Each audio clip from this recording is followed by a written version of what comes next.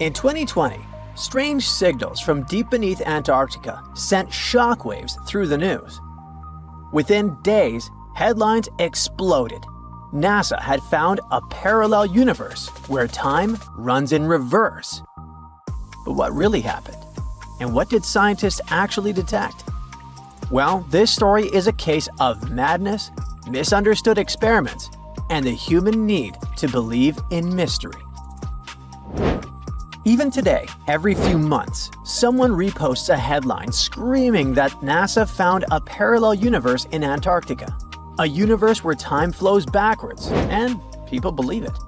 But no, NASA didn't find a mirror world under the South Pole, or some sort of a backwards reality where people age in reverse or speak in rewound sentences. They did find something curious, though. Here's what actually went down. Scientists were flying a strange-looking instrument over Antarctica called ANITA, short for Antarctic Impulsive Transient Antenna. ANITA is a machine that floats over Antarctica, basically a giant balloon with antennas. It listens for tiny space particles called neutrinos. Neutrinos are super small and ghost-like.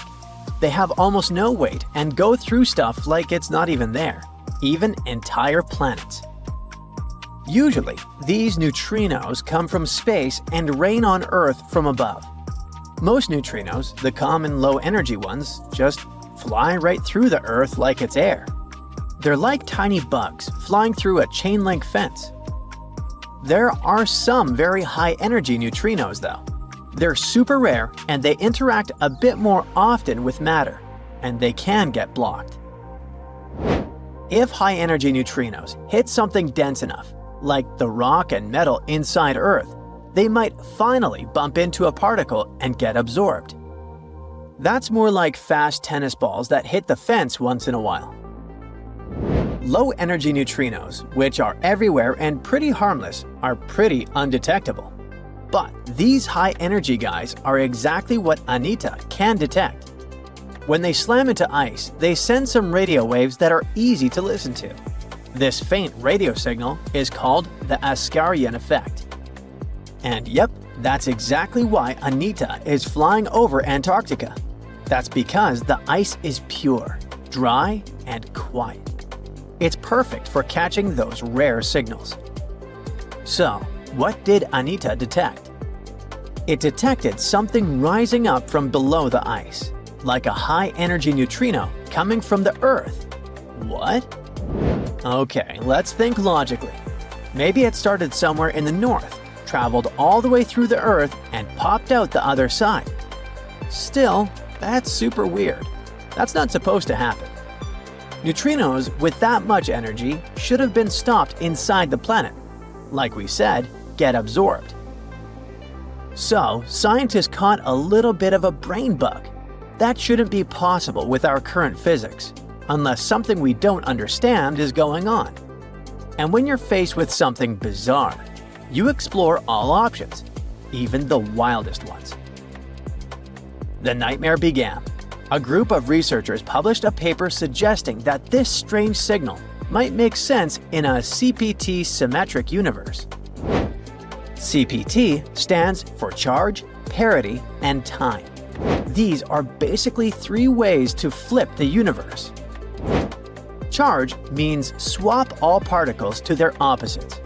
For example, swap electrons, the guys with the negative charge, with positrons, their antimatter twins with the positive charge.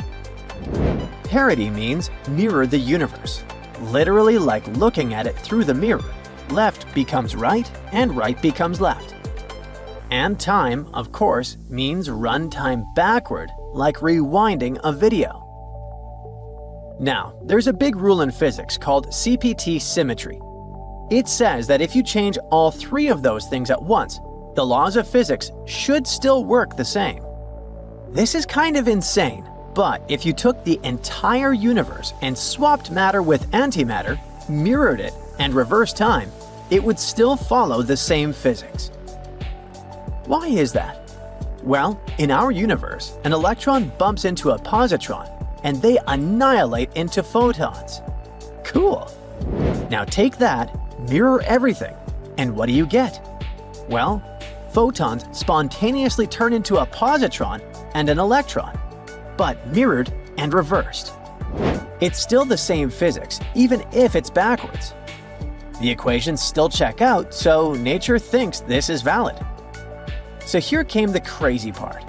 Some physicists thought, what if the Big Bang created two universes? One is ours, made of normal matter going forward in time. The other is a mirror twin, made of antimatter, going backward in time from our perspective.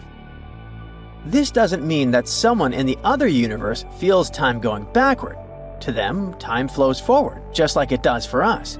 But from our point of view, they're moving from our future toward our past. And vice versa. To them, we're weirdos who move backwards.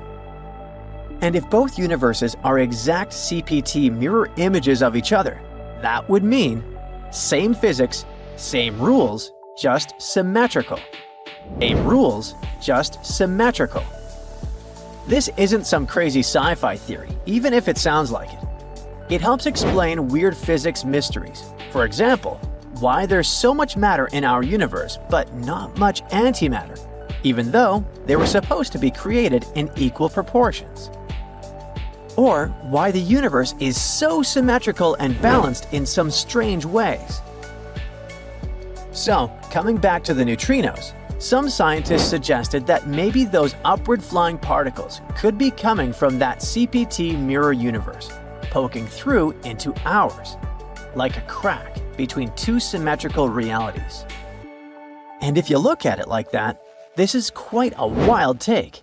It's speculative. It's not proven. It's more of a cool thought, but the media immediately blew up. They ran a piece with the headline that said we found proof of a parallel universe going backwards in time in Antarctica. And all the other big tabloids picked it up.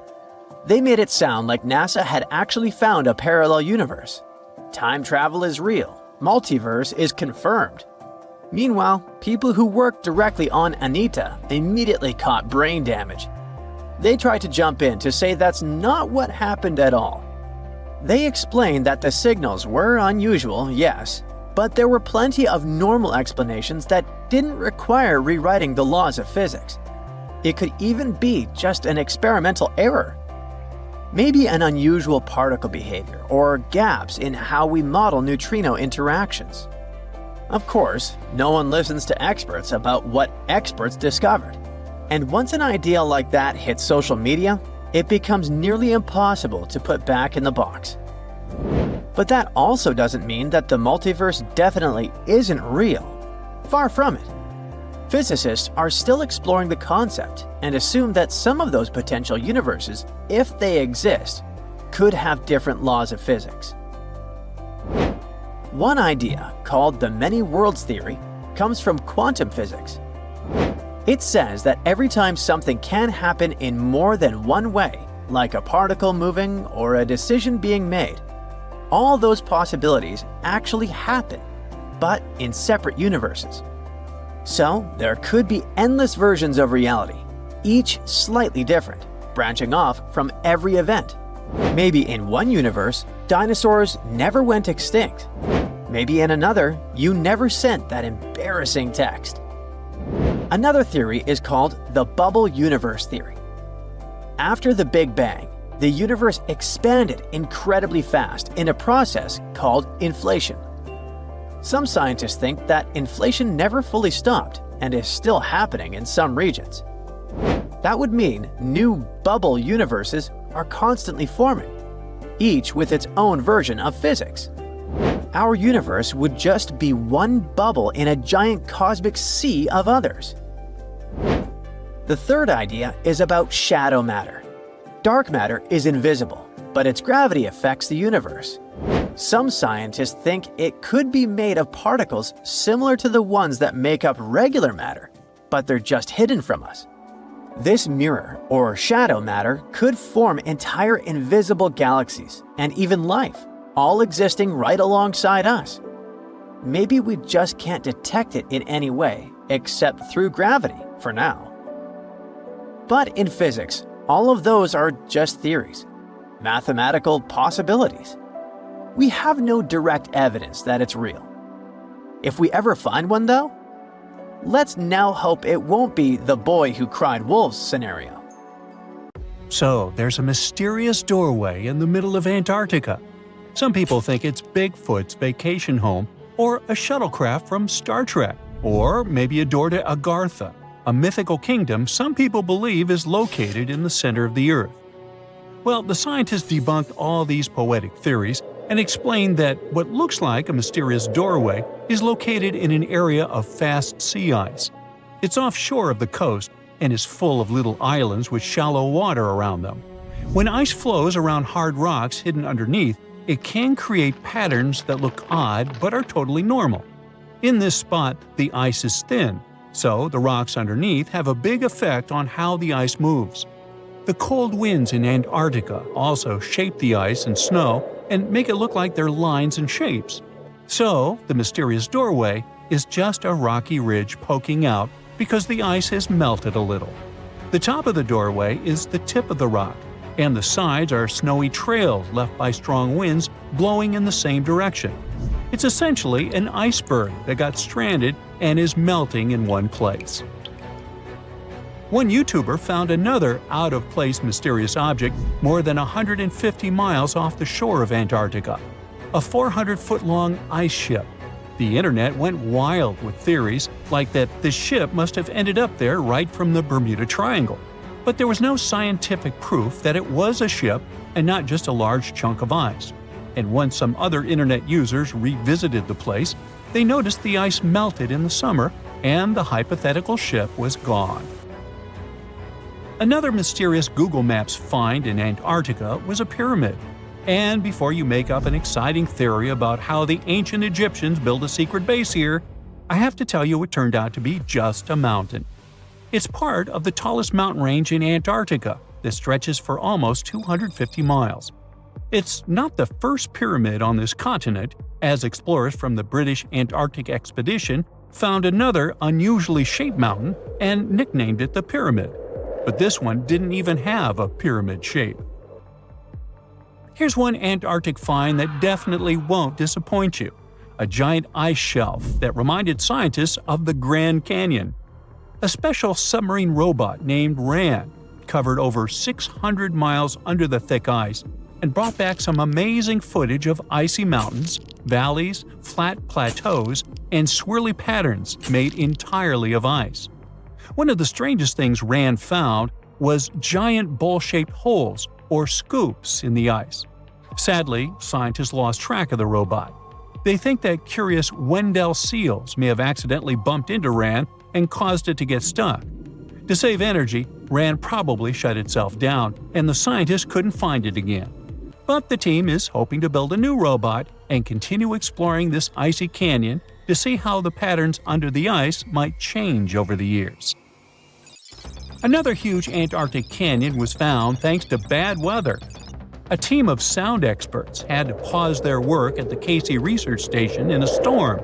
Instead of waiting around, they decided to use the unexpected free time to map the seafloor near Adams Glacier.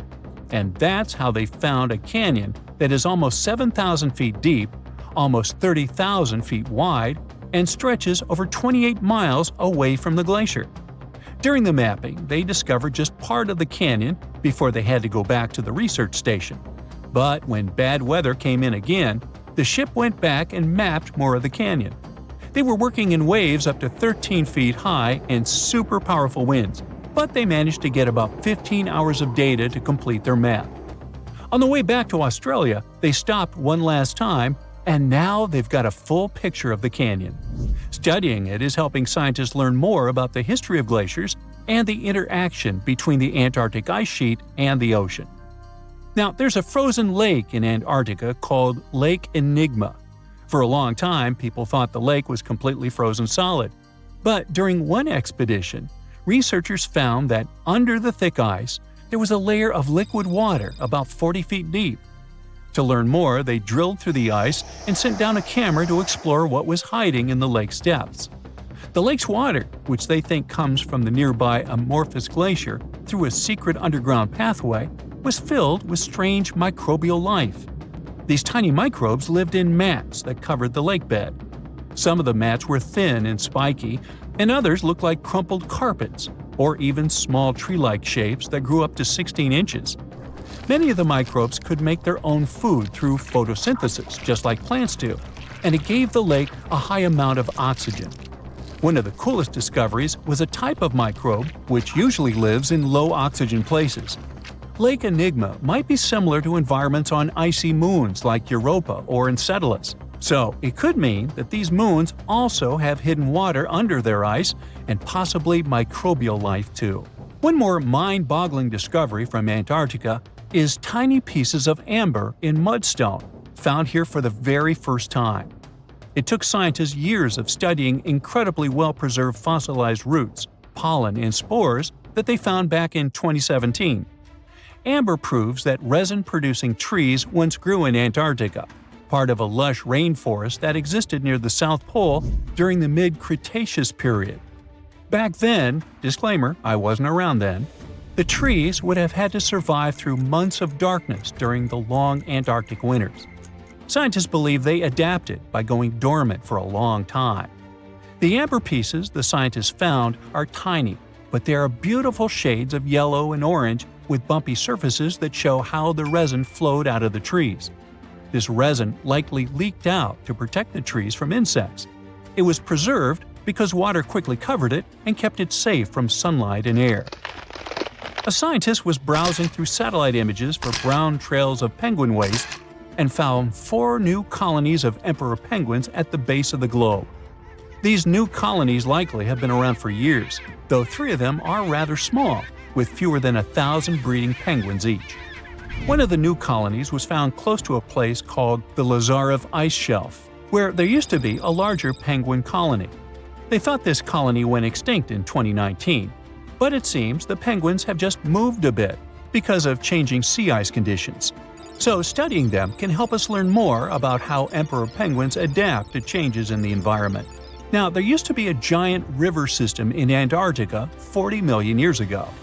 Researchers found proof of it after studying soft sediments and hard rocks from the frozen seabed. They looked at tiny bits of radioactive elements, like uranium and lead, and learned that the deeper dirt came from the time of dinosaurs. The dirt closer to the surface was younger and had an interesting pattern, like the kind you see in river deltas today, such as in the Mississippi River or Rio Grande. Scientists found tiny signs of life in the sand. The river that once flowed here started in the Trans-Antarctic Mountains and traveled 930 miles before it reached the sea. Researchers kept studying newer layers of dirt from about 20 million years ago. They hope this will help them predict what the Earth's weather patterns might be like in the future. The South Pole is more than penguins and endless snow. There's a hidden ghost world within it. Look, it's right here on the globe. Don't confuse Antarctica with the Arctic, which is at the top of our maps. Much smaller in size, and, let's face it, way less mysterious.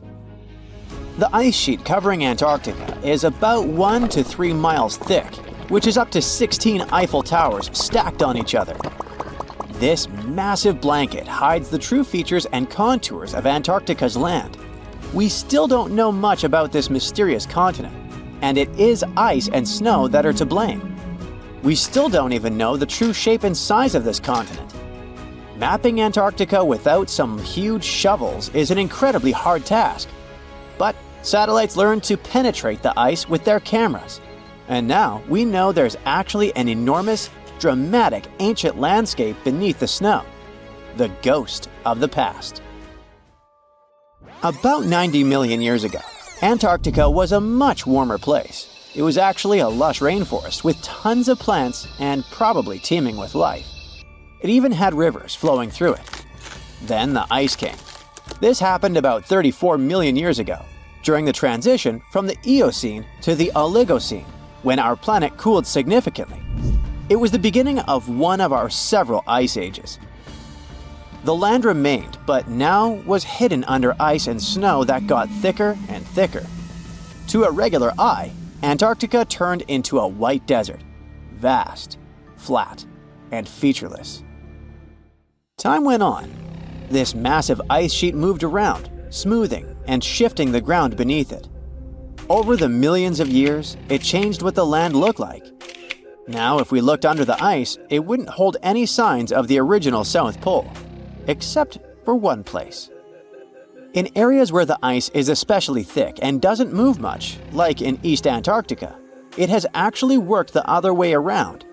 It became like a super thick blanket that protects the land. Normally, things like wind or rain slowly wear away the ground over time, changing its shape. But since we have this protective ice blanket, it prevents these natural processes from reaching the stuff underneath. So, the ground stayed almost the same for millions of years, like it's been frozen in time. This special area near the Aurora and Schmidt subglacial basins has become the ghost of Antarctica's landscape. This place was barely touched even since it was first covered in snow 34 million years ago. This is a historical footprint, a place that can tell us what Antarctica's ground looked like before it became a freezing nightmare. As scientists peered under East Antarctica, they saw an amazing ghost. The traces of the rivers that were flowing there millions of years ago, various valleys, and some weird little islands, as well as 3 big chunks of land shaped like the letter U. Hey, what's that all about?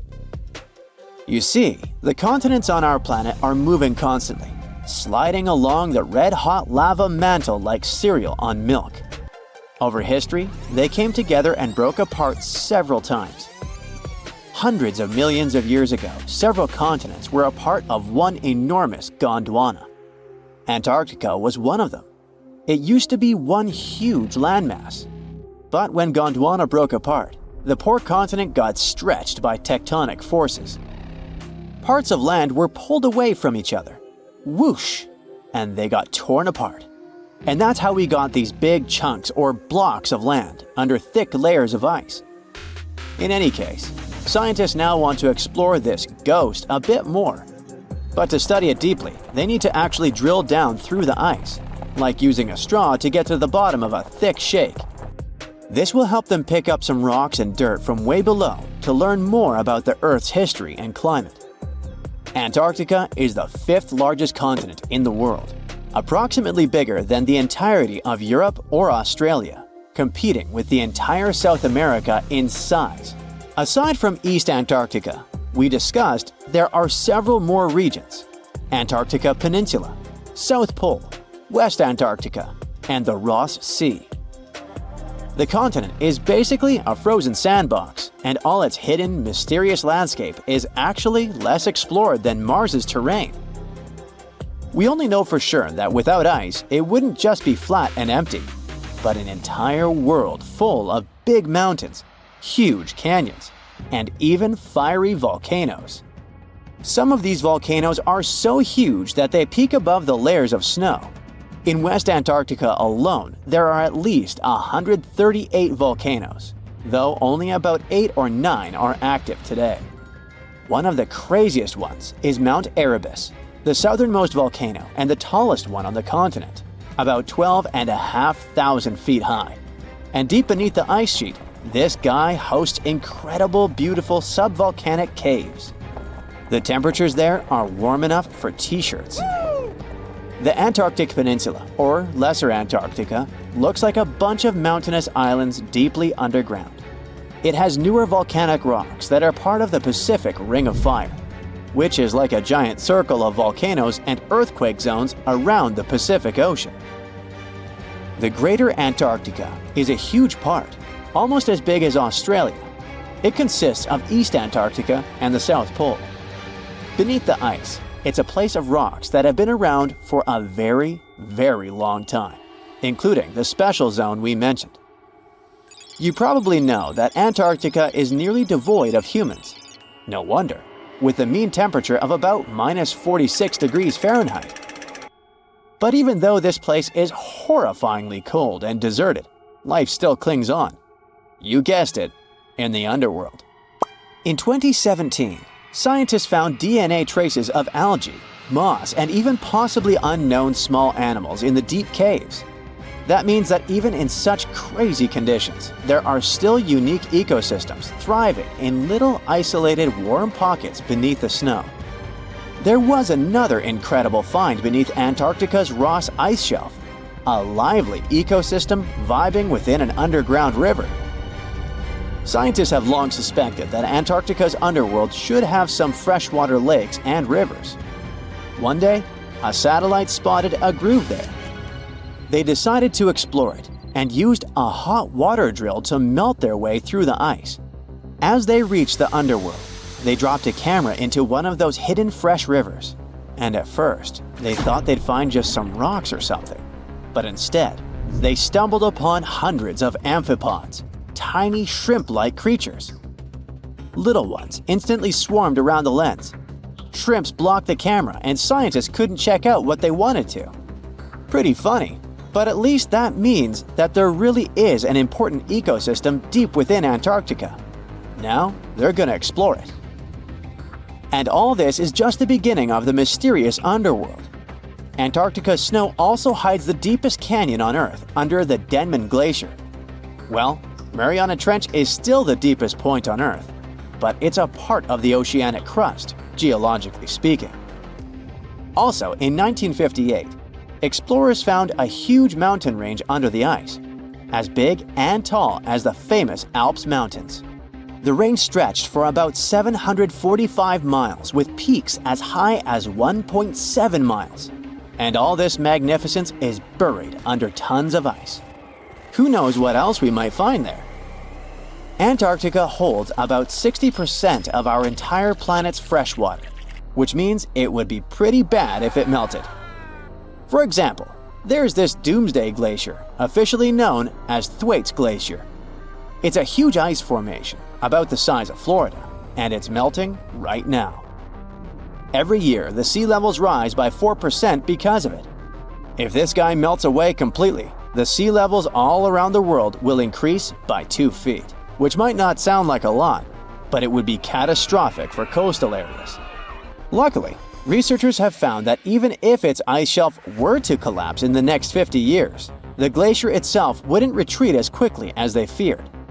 It's still losing ice rapidly, but it would be quite a slow process.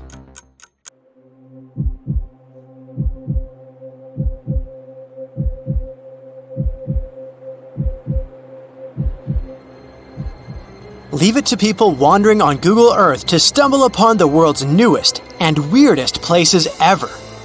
Like this mysterious pyramid discovered in Antarctica. Soon enough, the internet blew up with all sorts of theories regarding this unusual shape. Could it be a sign from a different life form?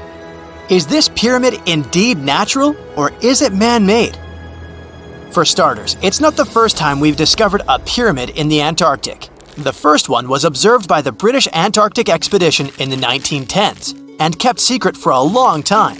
Its discovery being kept hidden only added to the mystery. A second such structure was discovered in 2016, which further increased the interest in the matter. The mystery was soon enough deciphered by scientists. These formations are just mountains. They're located near the Ellsworth Mountains, a range over 250 miles long, so they're just mountain peaks that have broken through the ice sheet. As for their particular shape, it's just a coincidence. Pyramids are found throughout nature. The Matterhorn in the Alps and Mount Ballenstinder in Iceland, for example, are quite similar in terms of shape. As for the official name of these peaks, they're called nunataks, or peaks of rock peeking through a glacier or an ice sheet. Antarctica has way more incredible features, like the fact that it's home of 60 to 90% of the world's fresh water. That's because its ice sheet is the biggest on our planet, stretching across 5.4 million square miles. I'll spare you the calculations, but that leaves only 1% of the continent ice-free. Antarctica's ice reaches 2.7 miles thick at its deepest point, meaning half the height of Mount Everest. Should it ever melt completely, our sea levels would rise to roughly 200 feet. It wasn't always this cold, though. At some point in our planet's history, Antarctica had some average temperatures as the city of Melbourne has today. It took a lot of research, but scientists figured out that Antarctica's temperatures could have reached up to 62.6 degrees Fahrenheit. Sure, that was 40 to 50 million years ago, but if you think about it, it was at the same time when dinosaurs roamed our Earth. Time is also different on this icy continent. All the lines of longitude that help us calculate different time zones merge into a single point at the South Pole. Here, there are 6 months of daylight in the summer, followed by 6 months of complete darkness during the colder season. So, scientists working here stay, on average, in the same time zone they've come from.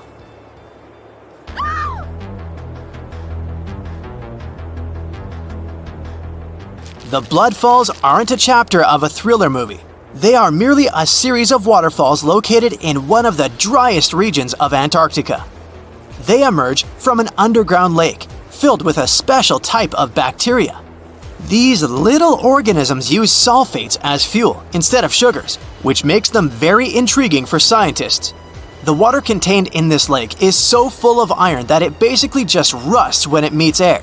So, the reddish color of the waterfall also gives it its trademark name. The megalodon was the largest predator ever known in our planet's history. In terms of its location, the megalodon lived practically in all waters on our globe, except near the poles.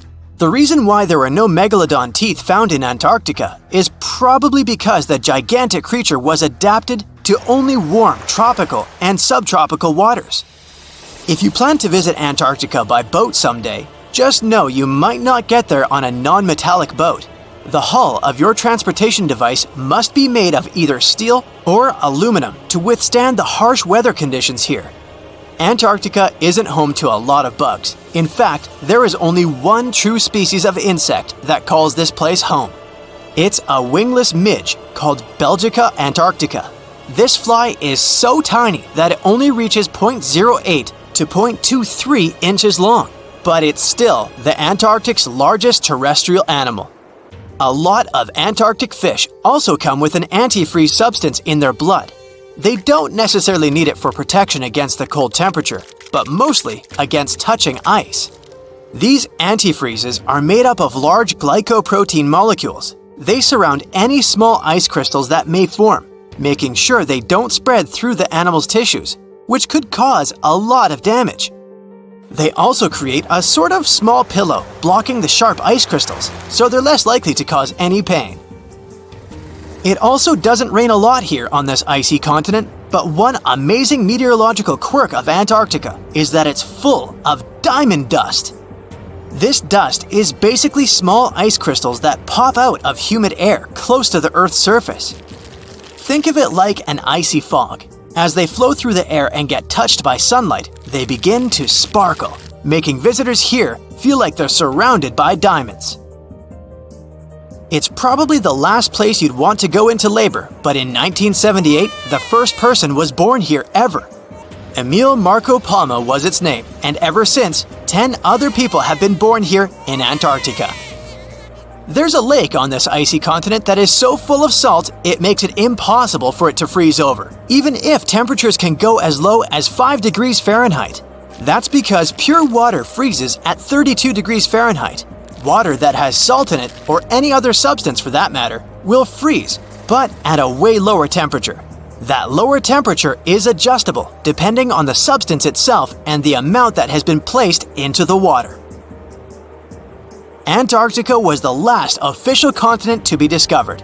It remained completely unseen until the 1820s. But it took another 20 years to confirm it was actually a continent and not just a group of icy islands.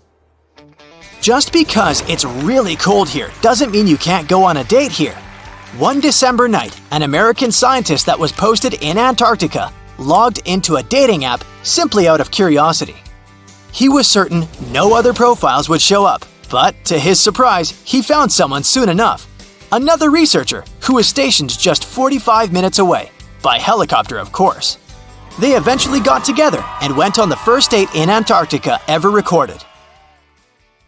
Apart from ice, this continent has something else way more abundantly than any other piece of land on Earth: meteorites. If we look at the research done by scientists, meteorites have equal chances of reaching any place on our planet, However, once they go through our atmosphere, the situation is a bit more complex. That's because different climates on our planet, like the humid ones found near the jungle, have a lot of moisture and oxygen, which will corrode most meteorites. The climate in Antarctica is really dry, so the possibility of meteorites corroding is little to none. More so, it's way easier to spot these rocks on the icy white surface of this area than in any other place on Earth. If you're not scared of the cold, you'll surely freak out when you hear about the winds here. That's because Antarctica is for the most part the windiest place on Earth. Wind speeds have been reported here to reach even 200 miles per hour. Look at those lush coniferous forests and tundra. What a wonderland. You may have mistakenly thought it's Canada, but it's not. It's Antarctica, about 34 million years ago. So what makes Antarctica this frigid today? It turns out a mix of dropping carbon dioxide levels and some tectonic shuffle played a huge role in transforming this ice-free paradise into the frozen continent we know now. About 50 million years ago, CO2 concentrations were sky high, strutting around at around 1,000 to 2,000 parts per million. But as those levels tumbled down, global temps started to drop, paving the way for the mighty ice sheets that later took over Antarctica. While the CO2 dive was happening, tectonic activity was also working its magic. The big split between South America and Antarctica opened up the Drake Passage, which created the Antarctic Circumpolar Current. This powerful current acted like a bouncer, keeping warm air and ocean currents from crashing the Antarctic party, and helping keep things rather frosty. If you mix up Australia and Antarctica, you're not that wrong. These two continents used to be one. If you mix up Austria and Australia, it's much worse. By the way, don't fall for the internet myths and memes. There's no help desk in Austria specifically for people who intended to fly to Australia. Now, look at this magnificent Australian pink beach. It's precious, and not in a figurative sense. Those mysterious pinkish sands are actually garnet, and it's widely used in jewelry. Geologists studied those sands and came to the conclusion that the garnet contained there is older than local mountains. That doesn't make sense, right? In fact, it does. You see, Australia didn't used to be this very detached continent as it is now. Many millions of years ago, Australia and Antarctica were part of the supercontinent Gondwana, and glacial erosion released the garnet, which eventually made its way to the beach. These sands formed when South Australia was flat and chill, long before the mountains appeared. Most garnet gets washed away, but this batch has a rich history, tracing back to glacial rocks in the Transantarctic Mountains. So this pink sand comes from an ancient mountain range hidden under Antarctic ice. Not only does Antarctica ice hide gems like garnet, if you look harder, you might find entire buildings. Sounds insane, but this is exactly what a British explorer did. His name is Chris Brown, and he uncovered an entire building beneath the ice. He was traveling to the pole of inaccessibility, and it all started with a bummer. Chris and his son had their plane broken. Suddenly, they spotted a lone bust peeking out of the snow. This place was an old meteorological station. Despite freezing conditions, Chris and his son Micah had a blast exploring. Chris is on a mission to conquer all 7 earthbound poles of inaccessibility and has tackled 5 so far. I guess you already know that Antarctica is the largest desert on Earth, much larger than the Sahara or the Gobi. Still, despite being the driest continent on Earth, it boasts a seriously weird waterfall. Nestled in the mesmerizing McMurdo Dry Valleys, it's 5 stories tall and looks like it's gushing blood. It's even called Blood Falls. It may look outlandish and even frightening, but its nature can be easily explained. The water that creates this crimson cascade was once a salty lake, but over time, it became sealed off from the outside world when glaciers formed on top of it. Now, this ancient water hanging out 1,300 feet below the surface has cranked up its salt levels to 3 times saltier than the ocean. This salt water is also loaded with iron and gets 0 oxygen or sunlight. When the iron-rich water trickles through a crack in the glacier and meets the air, it rusts up, turning dark red. You may have mistakenly heard that no bug species belongs to Antarctica, but it's not exactly true, because there's this tiny Antarctic midge living there. Plus, there are some spiders too. Those aren't your average spiders hanging out in the darkest corners of your apartment. Those are critters lurking in the chilly darkness of the Antarctic ocean floor. These little marine creepers are actually arthropods and can stretch around 20 inches across. As if that wasn't bizarre enough, they also breathe through little holes in their legs. Quick question. What's the color that you associate most with Antarctica? I'm sure it's white. That's my association too. However, Antarctica may look like a slice of watermelon. That colorful snow comes courtesy of a tough little algae called Chlamydomonas nivalis. When things start to warm up during the Antarctic summer, these little guys release their vibrant red and green spores, painting the snow in wild and funky colors. But it's best to steer clear because that snow is not just a pretty sight. It's also toxic and definitely not edible. Searching for fossils is always a blast, but when you're in one of the most remote spots on the planet, it gets even more exciting.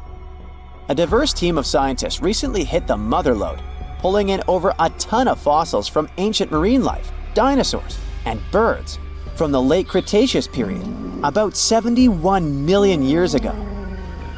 Their adventure kicked off with a flight to South America, followed by a 5-day trek through the infamous Drake Passage. Upon reaching Antarctica, they set up camp using helicopters and inflatable boats. You might be thinking, why dig in Antarctica with all that ice? Well, it turns out there are places where rocks pop up, depending on the season. The team went to James Ross Island, located in the Antarctic Peninsula, and they went there during February and March. And that's one of the few parts of Antarctica where in summer, rocks are exposed, and those rocks can come from the age of dinosaurs. The expedition was a success, as they discovered over a ton of remarkable finds. Next up, the fossils will head to Chile before making their way to Pittsburgh's Carnegie Museum of Natural History. Among their discoveries, they found relics dating back about 71 million years, alongside some around 67 million years old, including plenty of snails, clams, and various marine creatures. Yikes! Look at this creepy sea worm. It could live in LA and be a star in a horror movie, but it chooses to call the chilly waters of the Southern Ocean near Antarctica its home. These worms can grow up to 8 inches long and 4 inches wide, but don't let their spooky exterior trick you. Research suggests they might actually be superheroes in disguise, playing a vital role in keeping ecosystems buzzing. Now, see that head? It's not really a head. It's just a retractable throat that helps this toothy creature chow down on its meals. Antarctica has many creepy critters to offer. Let me introduce you to the Antarctic strawberry feather star. It's not like Patrick from SpongeBob though. It's more like a deep-sea creature straight out of a horror movie. Picture this, 20 wiggly arms, some stretching up to 8 inches, all decked out with these bizarre little bumps. Yikes indeed. Back in 2014, scientists buried 34 seismic monitors in the snow on the Ross Ice Shelf, which is huge. Think of it as an ice slab the size of Texas, just chilling over the Southern Ocean. These clever little machines picked up a nearly non-stop buzzing.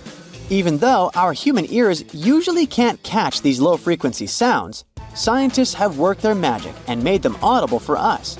They even shared the creepy audio online. A glaciologist from the University of Chicago says that if you could hear this vibration, it'd sound like a swarm of cicadas taking over the backyard in late summer. But these glacier explorers weren't trying to capture spooky tunes. They're actually on a mission to monitor the Ross Ice Shelf because things are heating up, literally, and the ice is melting faster than ice cream on a hot day. Ice shelves are like Earth's safety plugs, keeping all that massive ice from surging into the ocean. So what exactly is making all that noise? It's likely just strong winds whipping across ice dunes, creating a kind of natural vibration. Do you know that NASA explores not only stars, planets, galaxies, or black holes? Hard to believe, but yes. The agency also works on discoveries here on our home planet Earth. So what has NASA recently discovered? Is there life under the ice? While they were analyzing data recently, they discovered something unbelievable hiding under Antarctica's ice. And this discovery not only changes everything we know about the whole water system of the Earth, but it may also help with research about life in space. Humankind's existence might depend on understanding Antarctica and its secrets. So, the recent discoveries reveal vital information about our survival. But before we continue, let's see how much you know about this place, where it's only ice as far as your eyes can see. Antarctica is one of the world's 7 continents in the southern hemisphere. It's the 5th largest continent in terms of total area, and that means it's almost twice the size of Australia. Want to see real meteorites? Go to Antarctica. Due to its dry climate, Antarctica is one of the best places to observe space. But what's even greater is that you can find meteorites on the white surface of the continent. Scientists have already plucked about 45,000 meteorites from the ice, and they think they can see another 300,000. Since there aren't many terrestrial rocks there, it's easy for them to spot them, thanks to their dark color. Antarctica's dry desert environment also helps preserve them, even the ones that fell to Earth more than 1 million years ago. And can you imagine any volcanic activity in Antarctica? It's hard. But this place is where fire meets the ice. West Antarctica is where most volcanic activity occurs. Scientists recently found that 138 volcanoes exist in West Antarctica alone. Wow! You would think that Antarctica is always cold, but no. Its coastal regions can get as warm as 50 degrees Fahrenheit. But have you ever wondered what Antarctica would look like if there were no ice? It may seem unimaginable now, but it was not always covered by ice. That was 34 million years ago, though, so nobody could tell how the continent's surface would be without the ice. But NASA changed that. They generated computer simulations and created the most accurate map of it as of today. What they saw was incredible. The continent was not flat at all, like it seemed. It's pretty bumpy, with valleys, rolling plains, and high mountains. But this was nothing next to what they had discovered under Antarctica's ice. So, what is it? Drum roll, please. NASA found 2 new subglacial lakes. And what's even cooler about it is that they spotted these lakes from space. How is that? If your answer is high-tech satellites, then you're right. In 2003, NASA launched a satellite called IceSat. It measured ice sheet mass balance and cloud and aerosol heights. The satellite also helped create the ice-free map of Antarctica. In 2010, the European Space Agency launched the second satellite, Cryosat-2. It was for tracking the changes in the thickness of the ice. Then, in 2018, NASA launched the third one, IceSat-2, a follow-on to the IceSat spacecraft. It measured ice sheet elevation and sea ice thickness. It was NASA's most advanced Earth-observing laser instrument. It delivered the highest precision data.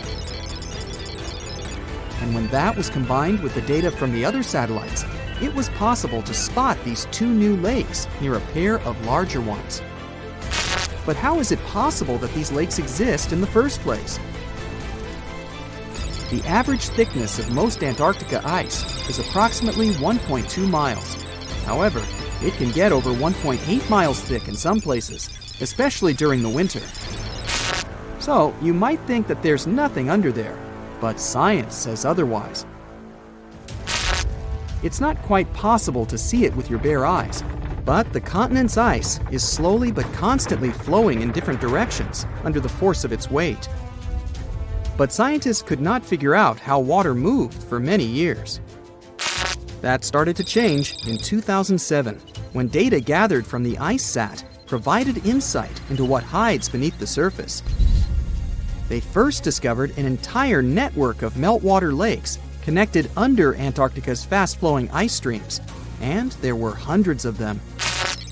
Scripps Institution of Oceanography glaciologist Helen Amanda Fricker figured that the elevation changes measured by IceSat happened because of the dynamics of these lakes. They did not hold meltwater statically. Instead, they were filling and draining continuously over time through a system of waterways. And as they did that, the ice above rose and fell. But where do they drain? The ocean, of course, and it drains a lot.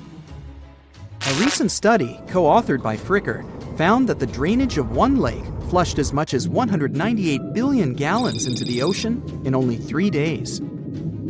Countless mysteries about how nature works are still waiting to be solved. But finding the 2 new lakes will give scientists a better picture of how fast the Antarctic ice sheet will change as the climate gets warmer, and how this will affect global ocean currents and sea level rise. The filling and draining cycle of the lakes also caused the ice sheet to suffer cracks and crevices. So, the information they find from these new lakes will also give them a better understanding of the damage on the surface of the ice. They will also be able to assess how this filling and draining system influences the speed at which ice slips into the oceans and seas. And that means they can evaluate how the added freshwater may alter marine ecosystems. This discovery may also suggest whether life is under the ice. Wow! Scientists drilled through about 3,504 feet of ice and found that water samples taken from one of the lakes contained approximately 10,000 bacterial cells per milliliter. Such a high number of bacterial life is a good sign, because that means the icy waters might also support higher life forms, such as microanimals, and one of these new lakes might even be their home. But the most exciting thing is that the new lakes might help them understand whether life on other planets is possible. Scientists believe any life below the frozen surface of the planet Mars might follow the patterns seen in Antarctica's lakes. So, there is a possibility that they might find critical new information on the type of life that may have existed on the red planet. You wouldn't want to be there during the winter, though. The lowest temperature on Earth you can experience is negative 128 degrees Fahrenheit. In 2010, there was an even lower temperature of negative 135 degrees Fahrenheit. And you may feel this cold much worse due to the strong and dry winds. Did you know that the size of the ice surface on Antarctica also changes throughout the year? It's about 1.2 million square miles during the summer, but when it's winter, it grows to 7.3 million square miles. Yet, despite the change, it remains the largest piece of ice on Earth. Sorry, Arctic, you lose. Do you know these cute little penguins? Consider these animals the locals, because there is no native population in Antarctica. It's a no man's land, because no single country owns it. But do you know who really owns it? 5 different species of penguins, seals, and killer whales. Ha. Despite the continent's harsh conditions, you can visit it as a tourist for fishing and research purposes. Around 5,000 people reside on the continent during summer at research stations. But when winter comes, the number naturally drops down to 1,000. Antarctica's ice blanket makes up 70% of the world's freshwater reserves. Imagine what would happen if it melted. The global sea levels would be raised by almost 200 feet. This sleek, state-of-the-art submarine named Ran was sent to explore the depths of Antarctica. But as soon as it discovered something, it mysteriously disappeared. So, what happened? It all started when scientists wanted to explore one of the most remote and mysterious places on Earth, the Dotson Ice Shelf in West Antarctica. This ice shelf, silent giant, stretches 30 miles wide. That's almost the length of New York City. It stands between 2 icy promontories, the Martin and Bear Peninsulas, and it hides an entire world of geological mysteries. If you think that Antarctica is nothing but a desert of super thick snow and ice, you're wrong. There are entire landscapes hidden deep down there. The underside of the Dodson ice shelf is a rugged, dynamic terrain shaped by the slow, relentless forces of nature. There are towering ice formations, deep troughs, and bizarre structures stretching for hundreds of feet. Scientists are super curious about it, but as you can imagine, this landscape isn't easy to explore at all. To find out more, we have to scan the area with satellites or try drilling through the snow, trying to collect the big picture, piece by piece. But these methods only gave us vague hints. The real breakthrough happened when scientists came up with the idea to let the submarines explore it. Autonomous submersibles could swoop deep into the icy waters beneath the Dodson ice shelf and tell us what's up down there. These robotic explorers have fantastic advanced sonar systems. It's that thing that bats or dolphins do. They can use sound to see the world. Basically, they send out sound waves underwater, and when those waves hit something like the ice shelf above or the seafloor below, they bounce back to the system. Animals feel how long it took for the sound waves to return and how they changed. And this helped them understand what's located where. For example, clicks that dolphins send out tell them where the fish are. We copied this crazy evolutionary trick and adapted it to our underwater exploration. Only our version is much cooler, with a higher level of precision, so we created detailed maps of the environment. The Rand submarine was one of those robotic explorers. It was named after the Norse deity of the sea. Ran had been meticulously programmed to navigate a treacherous landscape of Antarctica. But even with all this training, its journey led to an unexpected and eerie end. In 2019, Ran was sent to explore the depths beneath the Dodson ice shelf. It was a hero, the first one to go on a mission like this. The team said it was like seeing the other side of the moon. For 27 straight days, it worked tirelessly. It traveled over 620 miles beneath the thick ice. That's like a journey from Paris to Berlin. Ran went further and deeper than anyone could have imagined. At one point, it reached over 10 miles into the glacier's belly, and what it discovered down there was astonishing. Scientists thought there would be some smooth, uniform ice surfaces, but Ran revealed an underside marked by huge cracks, ridges. There were formations that looked like sand dunes, frozen in time. And finally, it found some mysterious swirling and teardrop-shaped patterns. They all looked more like art than geology. This actually tells the story of ice shelves and the ocean around it. Warm water sneaks in under the ice and melts it from below.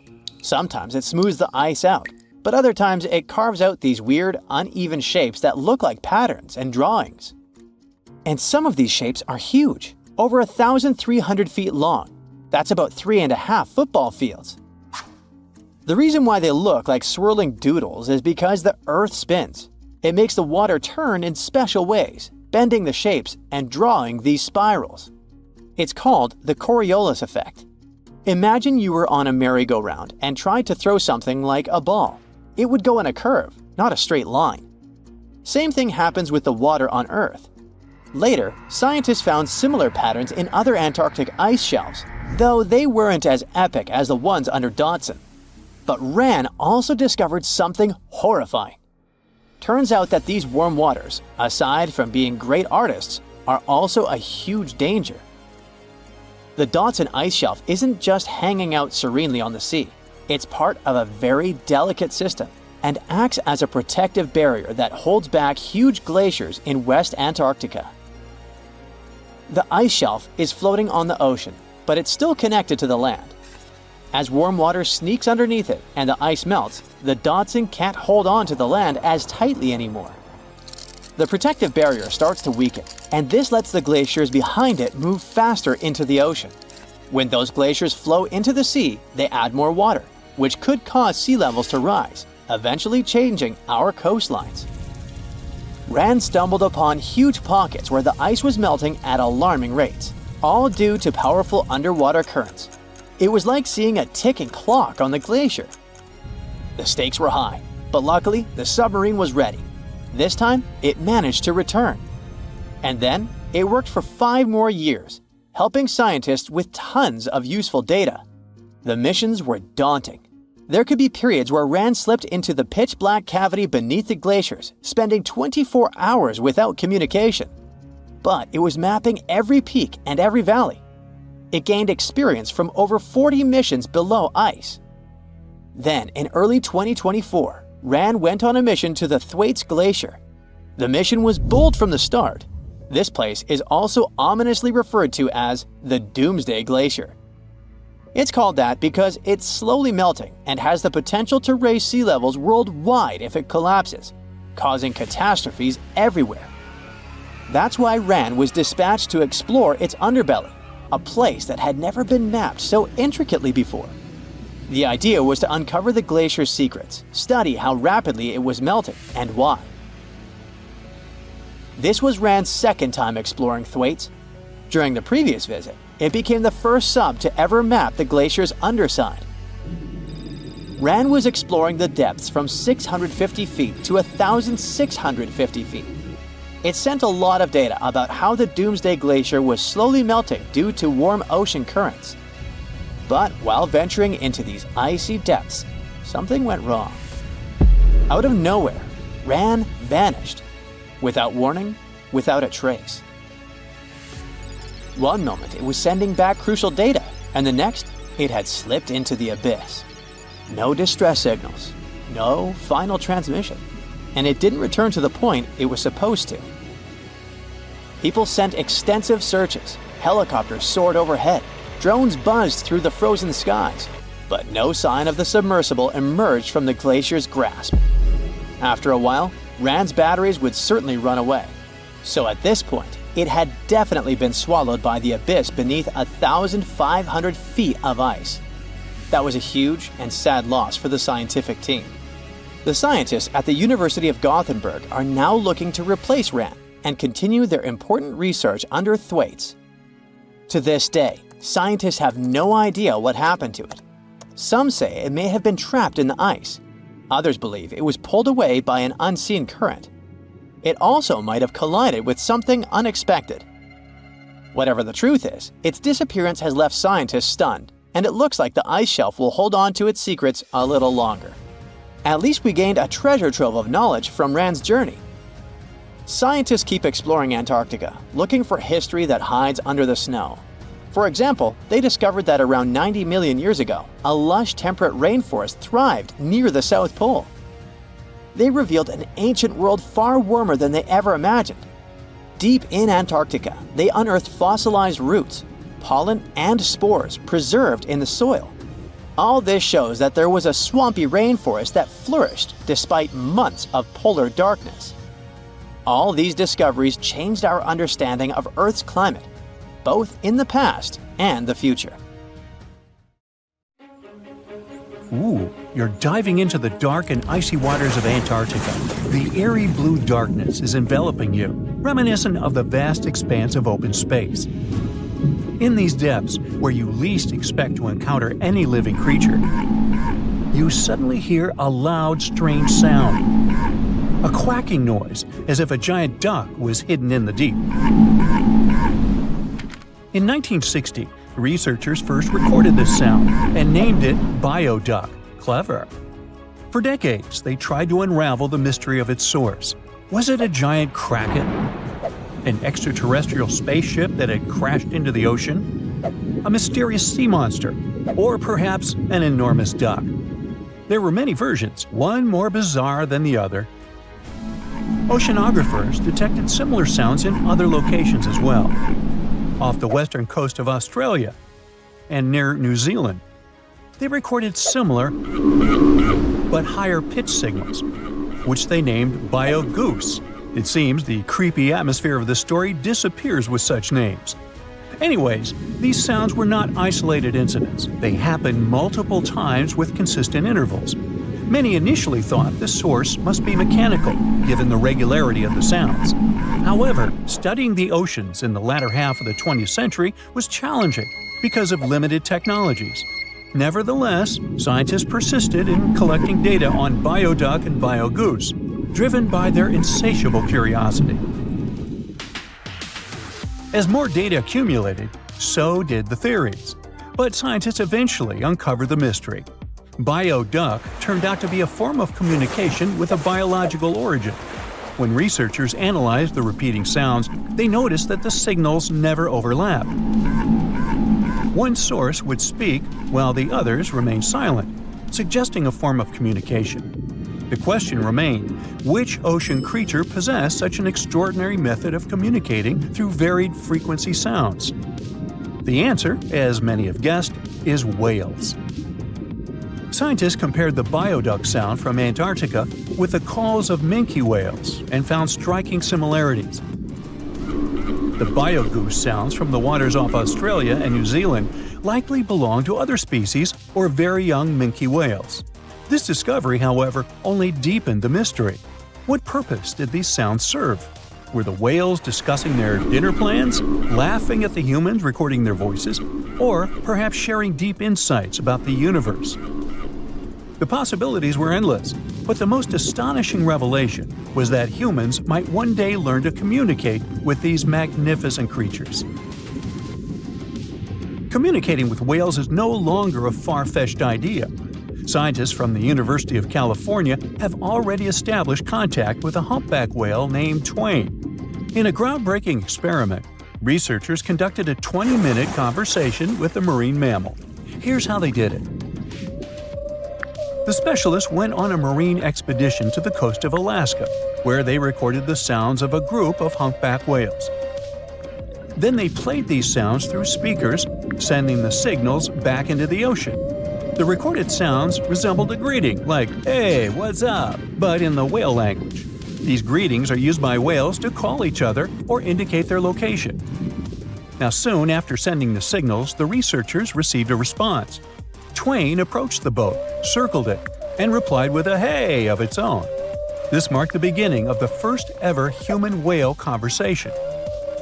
For 20 minutes, the scientists sent 36 signals to Twain, and each time the whale responded.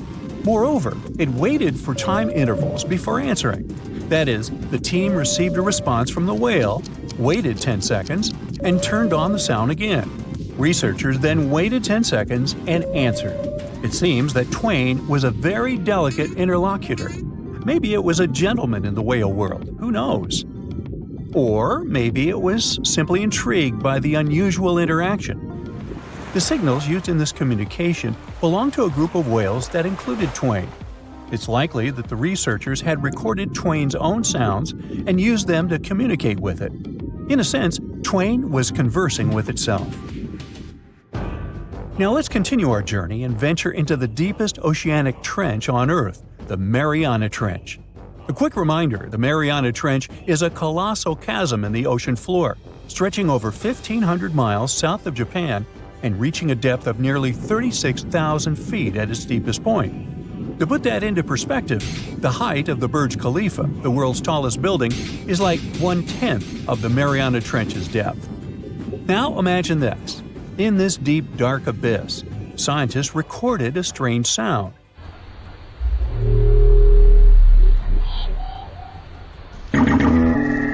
Unlike Bioduck, this sound resembled something from a science fiction movie, a low rumble, followed by a metallic ping, reminiscent of the sounds made by spaceships in sci-fi movies. Researchers named this mysterious phenomenon biotwang noises. Scientists first detected this strange sound in 2014 during an acoustic survey of the Mariana Trench, and they quickly identified its source: whales, specifically Bride's whales. Using artificial intelligence, researchers analyzed around 200,000 hours of audio recordings from the ocean and found matches with a group of Bride's whales. Like other animals, these whales use sounds as a form of communication. Now, did you know what else was found at the bottom of the Mariana Trench? A plastic bottle. It's unlikely it was done by a kraken or a whale or some type of monster. Everything is simpler here. The bottle ended up there because of a human. But that's a topic for another video. Okay, let's deal with one more sound. No whales this time, just a mysterious sound in the loneliest place on Earth. This place is called Point Nemo, and that's why it's so lonely. Located in the South Pacific Ocean, Point Nemo is the most remote spot from any land. The nearest island is 1,450 nautical miles away. It's about the same long distance from land in all other directions. Moreover, here, there's almost no marine life, since few water currents reach this spot, and therefore few nutrients are supplied. In a sense, it's a water desert. And so, in 1997, oceanographers recorded a very strange and frightening sound coming from the depths in the area of Point Nemo.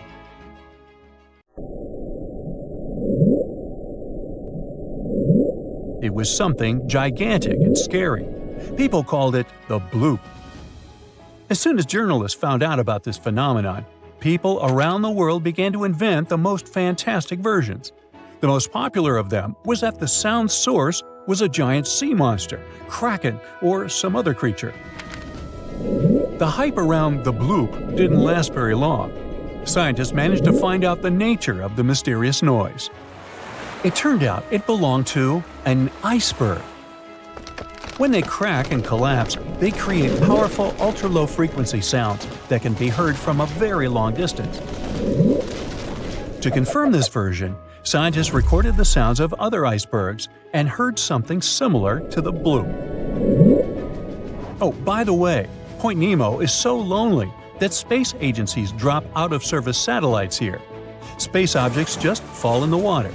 There's a 99% chance that no animal or human will be harmed by falling debris in this lonely place. That's why many people call it the satellite cemetery. But what if, someday, a spaceship from another planet falls here? What if it has already fallen in Point Nemo and sometimes emits an emergency signal that breaks through the ocean? Ooh. All the mysteries you have heard have already been solved. How about we end this video with a mystery that still baffles scientists? Meet upsweep.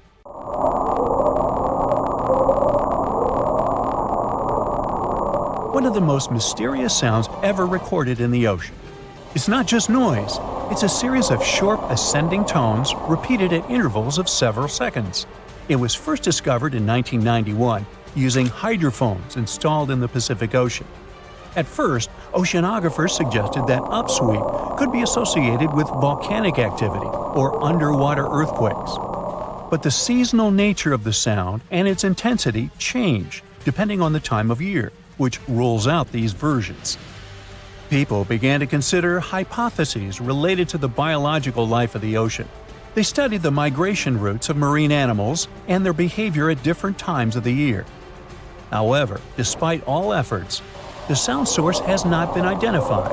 Some studies suggest that upsweep may be associated with certain species of fish or other marine animals that make sounds for communication or navigation, but no one has been able to prove it.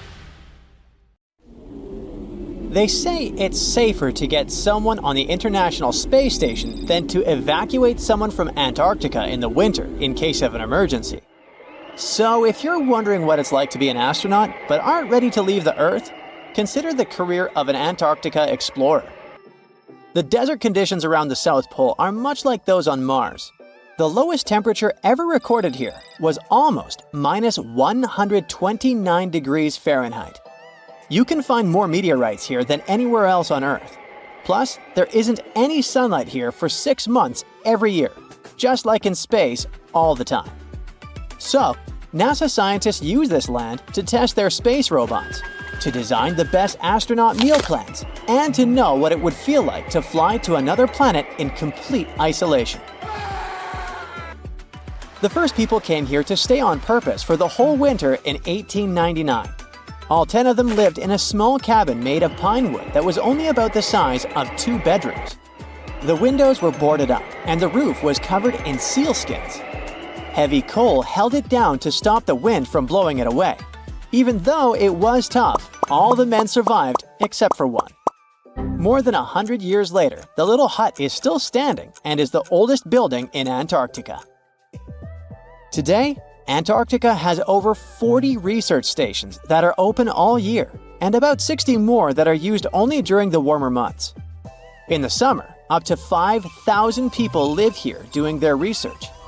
The places where they stay are much more comfortable than they used to be. No need for seal skins anymore. Belgium's futuristic Princess Elizabeth Station stays warm using sunlight and heat from people and electrical appliances. It's covered in shiny metal and built on strong rocks, with walls that are more than 1.5 feet thick. These walls have 9 layers of different materials like wool, paper, and wood. The temperature inside stays at a comfy 68 degrees, even when it's freezing at -58 outside. The eco-friendly station uses wind turbines and solar panels for power, and it makes more energy than it really needs. Brazil's Comandante Ferraz station is divided into 3 levels, kinda like a themed hotel. The top part is 30 feet tall and has bedrooms, restaurants, and other facilities to live comfortably. The middle part, which is almost 20 feet tall, is used for science experiments and maintenance. The lowest part, about 8 feet high, is where they store things and park vehicles. It also has video conference rooms, libraries, and living rooms. The station's height can be adjusted depending on the temperature and melting ice, so it stays safe and comfy for the people living there. This design also helps to minimize the impact on all the wildlife around it. Another interesting station is Britain's Halley 6 Antarctic Research Station, which looks like a robot from Star Wars. It's made up of 8 separate sections. The station sits on tall legs that allow the wind to blow the snow away. This way, it isn't stuck to the ground. The bottom is shaped like sleds, so they can move the station around when needed. This is important because it sits on a huge moving glacier, which slowly pushes it towards the sea. The station sleds let it be moved back regularly for important studies, like observing the atmosphere. This is the first research station that can be fully moved like this. Some scientists don't stay at research stations, but live in tents on the ice for days. They spend around half of the time trapped inside because the wind blows some serious amounts of snow on the tents and blocks the exit. They say it feels like exploring space. One earthly question, though, is how they use the bathroom while out exploring in Antarctica and not at a research station. There aren't any real bathrooms unless you bring or make one. Some explorers use a special tent just for that, or build snow walls or igloos for privacy. All waste has to go with them when they get back to the research station. You can't just leave the waste in the wild there, according to the Antarctic treaty system that regulates all human activities. It could harm the local environment. So, at the end of the season, they send it back to their home country in special containers. So nothing stays in Antarctica. Each research station gets its fresh water in different ways. In the past, people had to shovel snow and ice into big tanks and then heat it up to melt it into water. Now they mostly pump water from a lake that forms when ice melts and store it in a heated building.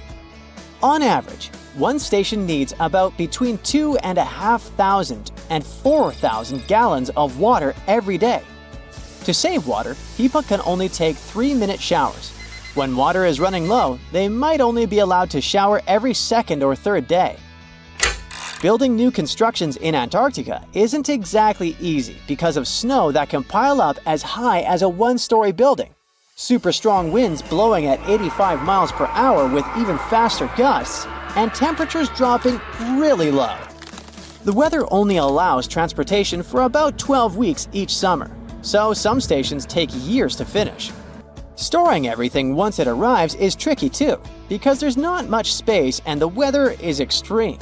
Most materials stay in their shipping containers, and for things that need to stay warm, they bring special heated storage containers. So, architects have to get creative with designs and try to use less building material. India's Bharati polar base, for example, is made from 134 shipping containers. These containers were used to bring the materials to Antarctica, and then they became part of the building itself, covered with a special insulated shell to keep it warm. In the future, scientists might build Antarctic bases that don't need much material from outside at all. In 2009, David Garcia from a Danish company had a cool idea called the Iceberg Living Station. This would be a base with many rooms, big enough for 100 people, dug right out of the packed snow or icebergs that have broken off from the ice shelf. A group of scientists from different countries spent 26 weeks together in the Rothera Research Station. Among them were a couple of Americans, an Icelandic mechanic, a few Germans, some Scots, and a Welsh speaker. They rarely had a chance to contact their loved ones back home because it was too expensive to call on the satellite phone. With just each other for company and not many things to do for fun, they talked a lot, during work, breaks, and while playing pool. They discussed everything, mostly weather, like the wild weather and icebergs. They all used English for communication. Over time, their accents started to change. They didn't notice it at first, but they were part of an experiment where they recorded their voices regularly. They would say the same 29 basic words, like food and coffee.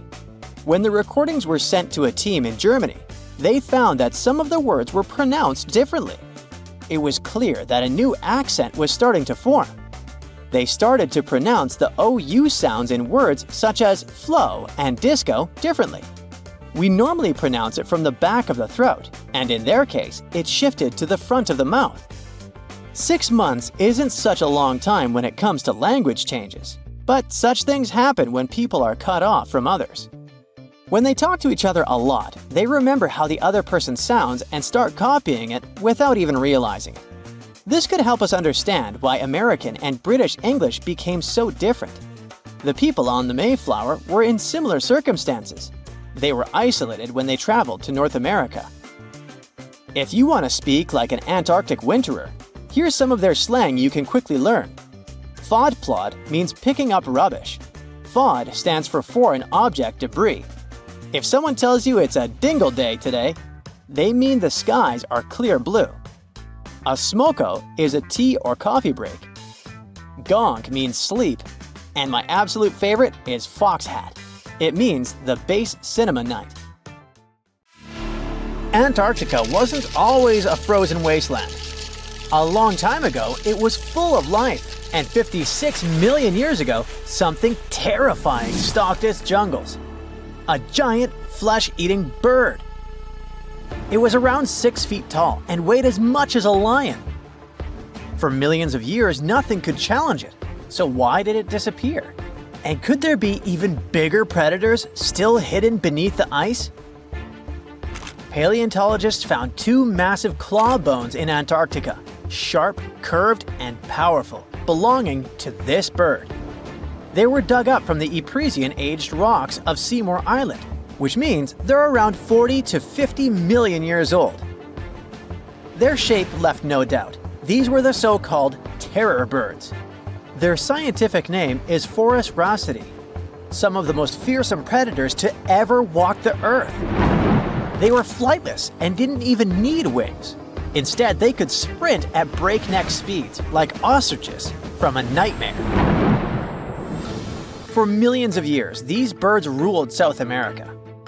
But now, for the first time, their presence has been confirmed in Antarctica. No surprise here. Back then, South America and Antarctica were still connected, allowing animals to easily commute between continents. So these birds probably migrated south to adapt to life on Antarctica's prehistoric landmass. It didn't just survive here, it thrived. But at some point, this nightmare of an animal vanished. Why? Most likely because of the temperature changes. Antarctica was cooling, slowly turning into the frozen wasteland we know today. Its prey may have declined, leaving the predator without enough food. Eventually, it disappeared, leaving no descendants behind. Researchers hope that they'll find a complete skeleton eventually. They're also wondering where there might be even bigger species waiting to be discovered. Perhaps these birds evolved into a completely new Antarctic lineage. But for now, all we have are 2 giant, creepy claws. People often think that there are almost no animals or plants in Antarctica. But that's not true at all. Penguins waddle around, and forget the cute tiny ones. Antarctica used to have 6-foot-tall monsters. The emperor penguins are the largest penguin species alive today. They can dive over 1,800 feet deep and hold their breath for over 20 minutes. There were giant ancient penguins around 38 million years ago. They were the size of humans. Fossils show they had long, sharp beaks, making them terrifying hunters of fish and squid. The fish there are also absolutely fascinating. Forget giant squids. Colossal squids are nightmares even bigger. Some reach over 40 feet long with massive, super sharp beaks and eyes the size of dinner plates. Finally, orcas, the apex predators of the Antarctic Ocean. They hunt in packs, working together like a wolf pack of the sea to take down seals, fish, and even massive whales. There are even tiny plants like moss and algae. Antarctic hairgrass and pearlwort. They somehow survive against all odds. There are many other myths going on about Antarctica. For example, some people think that when icebergs break off from glaciers, they immediately start drifting straight into the open ocean until they melt. But the reality is way more chaotic. First, when an iceberg breaks off from a glacier or ice shelf, it has to deal with underwater obstacles. It can stay stuck on the seafloor for decades without moving. Then they get caught in powerful whirlpools and spin in place for months. One iceberg, a 23A, spent nearly 40 years frozen in place before finally breaking free, only to get caught in a swirling ocean vortex for another 8 months. After that, their paths are influenced by ocean currents, tides, winds, and even underwater topography. They don't just float freely. Their movements are full of literal, unexpected twists. And speaking of glaciers, another strange rumor is that some humans can't travel more than 311 miles inland in Antarctica because of an impassable ice wall, freezing jet fuel, deadly winds, and no oxygen. But this is completely false. Antarctica has been explored by planes, vehicles, and even scientists on foot. There's an entire research station sitting at the South Pole. People live there all year long. The ice wall is real, a massive ice cliff rising above the ocean. But that isn't some secret barrier, it's an ice shelf. These are thick slabs of ice that form when glaciers slowly flow off the land and spread over the ocean. Almost 3/4 of Antarctica's coastline is made up of them, but they don't form some giant ring around the world. Antarctica is one of the most extreme places on Earth, but we've conquered its challenges, and we keep learning more about it every year. That's why every year, millions of dollars are poured into keeping research stations running, protecting wildlife, and making sure the people who live there have everything they need. But where does all this money go? Well, Antarctica stations are basically small cities. There's electricity, heating, water purification, food storage, and medical facilities. The biggest station, McMurdo, is basically a town with over 1,000 people in summer. It has everything from a fire station to a gym. The South Pole Station is super deep inland, so it's one of the hardest places to supply. Getting food and fuel there requires airplanes flying thousands of miles in extreme cold. But the internet loves a good mystery.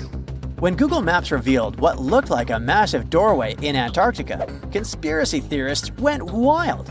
People joked about everything from Bigfoot's vacation home to a secret base, or even a Star Trek spaceship hangar hidden in the ice. But there's a way simpler and less exciting explanation. It's actually a grounded iceberg, a chunk of ice that got stuck in shallow water and is now slowly melting. As ice moves across the landscape, it flows around bumps and obstacles, creating odd shapes.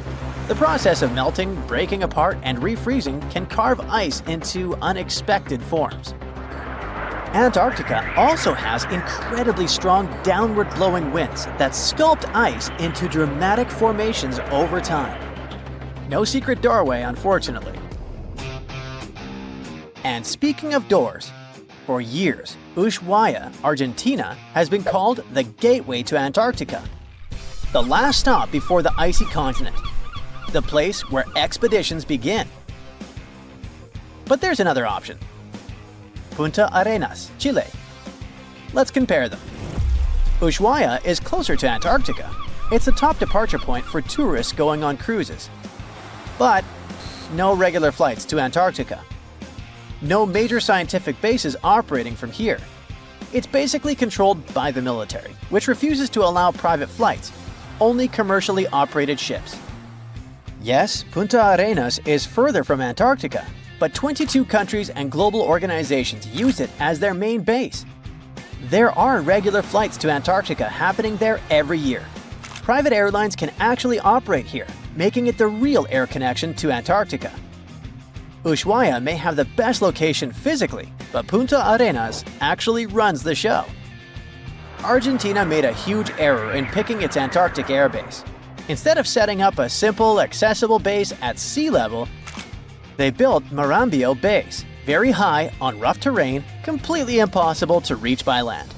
Everything has to be flown in by helicopter, making operations slow, expensive, and frustrating. For 50 years, Argentina stubbornly stuck to this bad decision, while Chile set up efficient, well-planned bases that the world now uses. If things don't change, Ushuaia will be nothing more than a tourist stop. But what's terrifying is that Antarctica seems to be returning to its past. It's supposed to be the coldest place on Earth, but something shocking happened just recently. For the first time in recorded history, temperatures in Antarctica broke 68 degrees Fahrenheit. This continent is buried under miles of ice. Usually, temperatures there can drop to minus 112 degrees. But in the winter of 2020, scientists recorded an insane 69 degrees on Seymour Island, hotter than many places in Europe at that time. Scientists believe there are several reasons for that. First, there are changes in the way heat moves around the planet's waters.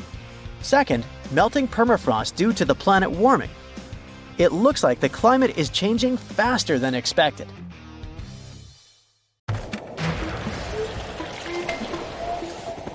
There's not much to do in Antarctica except scientific work. You could check out the wildlife, like some cute penguins and seals, and you'd get to see the occasional whale swimming around. Antarctica is one of the biggest lands out there that's only inhabited by scientists and researchers from all over the world. These scientists dug a hole through some pretty thick ice to study the ancient air and how the atmosphere cleans itself. They used a special drill and dug a clean cylindrical hole 450 feet below the surface. Some of this ice can be up to 800,000 years old and is a good indicator of what the climate was like in the past. It's like checking out tree rings to determine how old a certain tree is, except it's more complicated than that. After the effortless digging, they decided to drop some ice to the bottom of the hole to see what would happen next. They heard some really unusual sounds.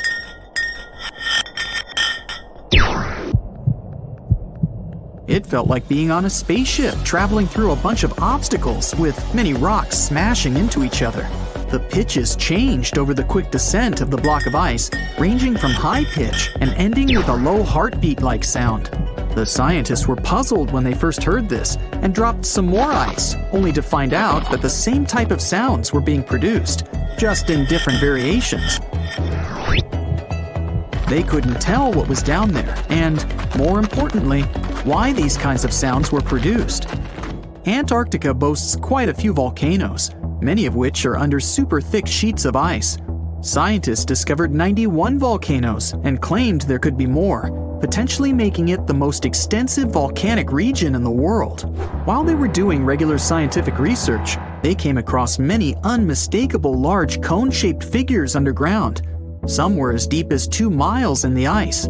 Some of the peaks were over 3,000 feet tall and dozens of miles across. But on the surface, it's as plain as a sheet of paper. They may have dropped that block of ice inside an actual volcano that they were standing on, but it's unlikely.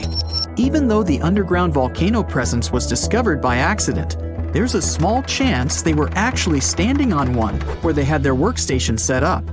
It's more likely that they worked in an area where studying ancient climates is easier and less dangerous than other places.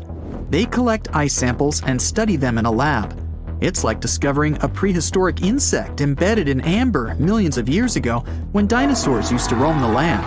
But instead of little bugs, scientists study ancient dust, air bubbles, sea salts, volcanic ash, and anything else that may have come from the environment. They can practically tell how the climate was during that time. These ice samples might show that Antarctica's western ice sheet melted when the Earth's climate warmed up. If it did, then it's likely to happen again. That would mean sea levels rising, affecting coastal cities and small remote islands. But scientists aren't sure it's true, despite some evidence to back it up. The process of studying ice samples can take a week or even a year, depending on what they find. They crush or melt the sample bit by bit. And like those tree rings, the deeper the layer, the further we go back in time. In order to study ancient bubbles trapped in ice, researchers have to crush the samples under a vacuum hood to keep the air out while extracting the air and putting it in vials. There are various instruments and devices to study the ice samples, but because it's so sensitive to damage, each measurement must be in a clean room setting so that nothing gets compromised. The scientists have to wear proper bodysuits and many layers of gloves and constantly get ventilated. Even something as tiny and insignificant as a fingerprint can ruin a sample. They look for certain patterns to see changes in the atmosphere's composition and temperature. But dropping a few blocks of ice down a hole wouldn't be so bad. The reason why it made such a peculiar sound is the same reason why a moving car sounds different when it's honking than when it's stationary. The scientific word for it is the Doppler effect. It's an obvious change in the frequency of a wave with respect to an observer who is moving relative to the wave source. The effect doesn't mean the frequency of the sound changes, it just shifts. And this can be said about other types of waves, like water and light. But sound waves are the most popular ones when it comes to the Doppler effect. So, when the scientists dropped the ice block down the bottom of the hole, the sound waves traveled back up and bounced around the narrow tube where they drilled. That's why they got the pew pew sound. Let's not forget that this ice block traveled 450 feet beneath us. Oil ships dig holes in the oceanic crust that go thousands of feet beneath the Earth. The Kola Super Deep Borehole in Russia is the deepest hole ever made by humans. It goes more than 40,000 feet below the surface and took almost 20 years to reach 7.5 miles. Below it is only half the distance to the mantle. In terms of the whole Earth, this very deep hole is literally scratching the surface. This wasn't a hole to dig for oil, and wasn't in the ocean either. The drilling was stopped in 1992 when the engineers found out that the temperatures were 100 degrees Fahrenheit higher than they predicted. And then it was abandoned, and it's just been a barren hole now. But that's the closest we've dug to the center of the planet. The scary thing is that some of the workers on the site could hear voices coming from within. All the way in Yemen, an ancient hole exists in Barhout, in the east of the country in the middle of the desert. It's actually closer to Oman than to the capital Sana'a. This hole has puzzled experts and locals. Unlike the holes in Russia and Antarctica, this wasn't man-made. Or was it?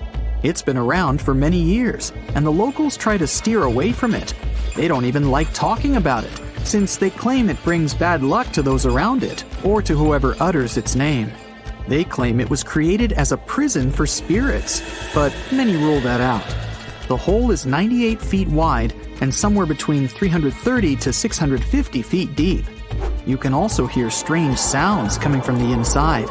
But according to some scientists, the well has little to no ventilation and barely has any oxygen down there. So it's unlikely that anyone, or anything, lives down there. The Challenger Deep in the Mariana Trench caught some low-pitched grumble sounds in March of 2016. Some of these grumbles were followed by screeches. They caught these sounds in a span of weeks, using a titanium-encased microphone so that the immense pressure of the lowest point on Earth wouldn't crush it. They had to lower it slowly as well, since it's 1,000 times the atmospheric pressure at sea level. For 23 whole days, the microphone recorded typical sounds of whales passing by and boats sailing across from above, and even rumbles of nearby earthquakes, but they still couldn't determine what caused those initial sounds. The researchers couldn't understand if the noise from the bottom of the Mariana Trench was caused by humans or was natural. They also wanted to know if these sounds affected marine life, like dolphins and whales that rely on echolocation. they still can't figure it out. But scientists estimate that the ocean is about 10 times noisier than it was 50 years ago. With technological developments in shipping, submarines, and underwater construction, the ocean will only get louder with time. Northern lights come with sounds, which nobody talks about. They're usually audible when the auroras are at their most powerful presence. Scientists were always puzzled as to what caused the faint popping and crackling, even though they were very far above us. They used some special microphones and found out that the sounds came just 230 feet above us, which is pretty low. They're caused by electrical charges gaining power in a specific region of the auroras. The electrical charges are disturbed by magnetic storms that fire up the northern lights. As a result, some tiny sparks are released into the atmosphere, causing the faint crackling and popping noise. Well, a biotech company called Colossal just announced something wild. They say they've brought back a direwolf from extinction. But did they really? What they've really done is way stranger, and maybe even more important. Their team has just created a brand new predator. Not a clone, not a revival, but a new species. These cute cubs are built from gene-edited wolves, shaped by ancient DNA and born through cutting-edge biotech. So wait, are the Jurassic Park horrors coming for us? Well, let's see. Now, direwolf was the massive muscular predator that roamed North America thousands of years ago. Most people think these were just some sort of bigger gray wolves, but don't be tricked by appearances and the name. In 2021, a landmark study came out. A team of researchers in major institutions studied actual direwolf DNA and discovered something shocking. These guys weren't just big gray wolves, not even close. They were separate animals. Genetically, direwolves split off from wolves roughly 6 million years ago. Just to put that in perspective, humans and chimps split about 6 to 7 million years ago. So direwolves and gray wolves are as different from each other as we are from chimpanzees. They look similar because of the so-called convergent evolution, when two species evolve similar traits because they live in similar environments. Think of sharks and dolphins, both streamlined, both predators, both ocean hunters, but different animals, and dolphins are way cuter. So Colossal said that they revived this animal, a dramatic and bold claim. But it's not quite true. In reality, they genetically engineered a new kind of wolf. It's not a direwolf, it's not even a known species. It's a synthetic animal, one that's never existed before. And this is a massive deal, both incredible and terrifying. The company basically has taken gray wolves and modified their genes by mixing them up with some direwolf DNA they found, which is kind of wild because, as we said, these two animals aren't really relatives, they're completely different species. The Colossal company kind of ignored that, though. They say the gray wolf is the closest living relative to a direwolf, and that the data proves it. But what data? They haven't shown it so far, it's just a claim. Why are they even calling this a direwolf? Well, they're saying their cubs are close enough to a direwolf and maybe fill the same role in an ecosystem. Basically, if it behaves like a direwolf, walks like a direwolf, and preys like a direwolf, doesn't that count? Sounds kinda dire to me. Well, if we're being honest with words, then not really. Biologically, genetically, evolutionarily, this is now a modified gray wolf. So, how good or bad is it? Let's figure it out. The good part is that the research like this might help us restore the planet's ecosystem and ecology. Colossal and similar teams are trying to develop technologies that could be used for especially important causes. We don't notice it in daily life, but species are quietly, constantly disappearing. Scientists estimate that over 1 million species are at risk right now. When ecosystems lose a species, especially because of humanity's actions, it's like pulling out a block of a Jenga tower. Too many missing blocks, and the whole thing wobbles. But Colossal believes that if we can't bring the exact block back, we can create one that fits closely enough to stabilize the structure. For example, they've also worked on cloning red wolf-coyote hybrids. This might help repopulate U.S. ecosystems where red wolves once thrived. All the tools these scientists invented might even help with currently endangered species. Another genuinely mind-blowing part is that scientists working with Colossal found real, usable DNA from direwolves. That alone is a massive achievement. We do have direwolf fossils, tons of them from the La Brea tar pits. Hey, don't stick your toe in there. But those fossils are soaked in tar. Because of that, their DNA is usually ruined. But the team managed to find some direwolf bones that are over 12,000 years old. These specimens gave researchers enough material to begin building a direwolf genome. Not a full one, but a basic blueprint. Even if we ignore the wild new species part, this achievement is still huge because it'll help us study the extinct direwolves in more detail. We might now learn more about this animal than we ever did before. It's literally molecular archaeology. Now, all this is great, up to a point. The controversial part is, of course, the Jurassic Park one. We're not just preserving species anymore. We're starting to pull some shenanigans with them. Of course, this immediately raised tons of concerns. Both regular people and scientists are now debating heavily about this and show a lot of skepticism. Another problem is that actual ecosystems are way more complex than Jenga puzzle pieces. They're full of moving parts, millions of them, all adjusting to each other constantly. So, if you throw a new type of wolf into the mix, it won't react exactly the way a direwolf once did. The times have changed, the ecosystem has changed, the extinction happened, nature adjusted, and throwing these cubs into the wild now might be even more destabilizing. That's why these new wolves aren't being released into the wild. They won't be hunting bison or roaming ancient grasslands. That world is long gone. Their prey is gone. Their ecosystem is gone. Instead, they'll stay to live in the lab. But if we do start to put our own animals into the ecosystem one day, what happens when ecosystems start depending on human-made species to survive? Well, it's like I always say, it's nearly impossible to science your way out of a situation that you behaved yourself into. If you can't change the behavior, the science might only be flashy and not the solution. Anyway, all these are hard and important questions. For now, we might at least exhale with relief that no one is bringing the dinosaurs back. Yeah. DNA doesn't survive more than 1.5 million years, and dinosaur fossils are stone now, not cells. You can't clone from stone. But what about animals that vanished more recently? Creatures that once lived during the Ice Age, or even just a century ago? Those are within reach. The most famous example is the woolly mammoth. These shaggy giants once stomped across the tundras of the north, shaping nature by knocking down trees, flattening snow, and fertilizing soil. Their disappearance helped turn thriving grasslands into mossy, carbon-trapping bogs.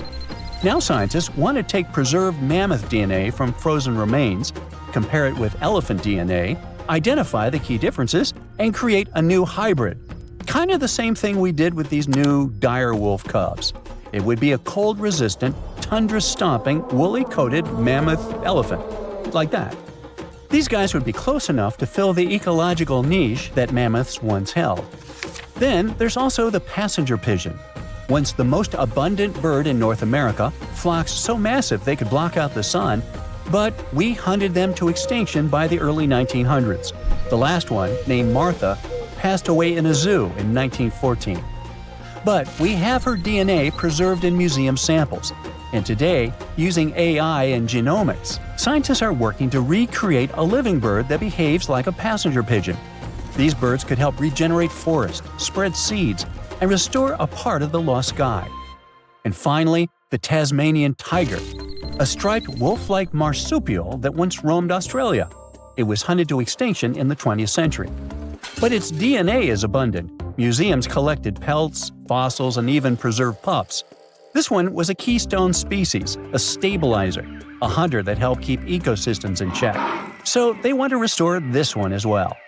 The idea is to bring back extinct species using artificial intelligence, genetic sequencing, and the rapidly growing toolbox of biotech. But all this has to be done very carefully. Otherwise, the species could destabilize the environment instead of helping it. Now, on the good side, even if we never bring a mammoth back, this research is already saving lives. For example, the northern white rhino. There are only 5 left, and only 1 male among them. Extinction is practically written into their future. But using preserved cells and cloning techniques, scientists are working on rebuilding the population. In any case, it looks like we're entering a new era of biology, and this discovery is going to start a conversation that will be going on for decades. So what comes to your mind when you hear the word Antarctica? Most likely, cold, snow, ice, and penguins.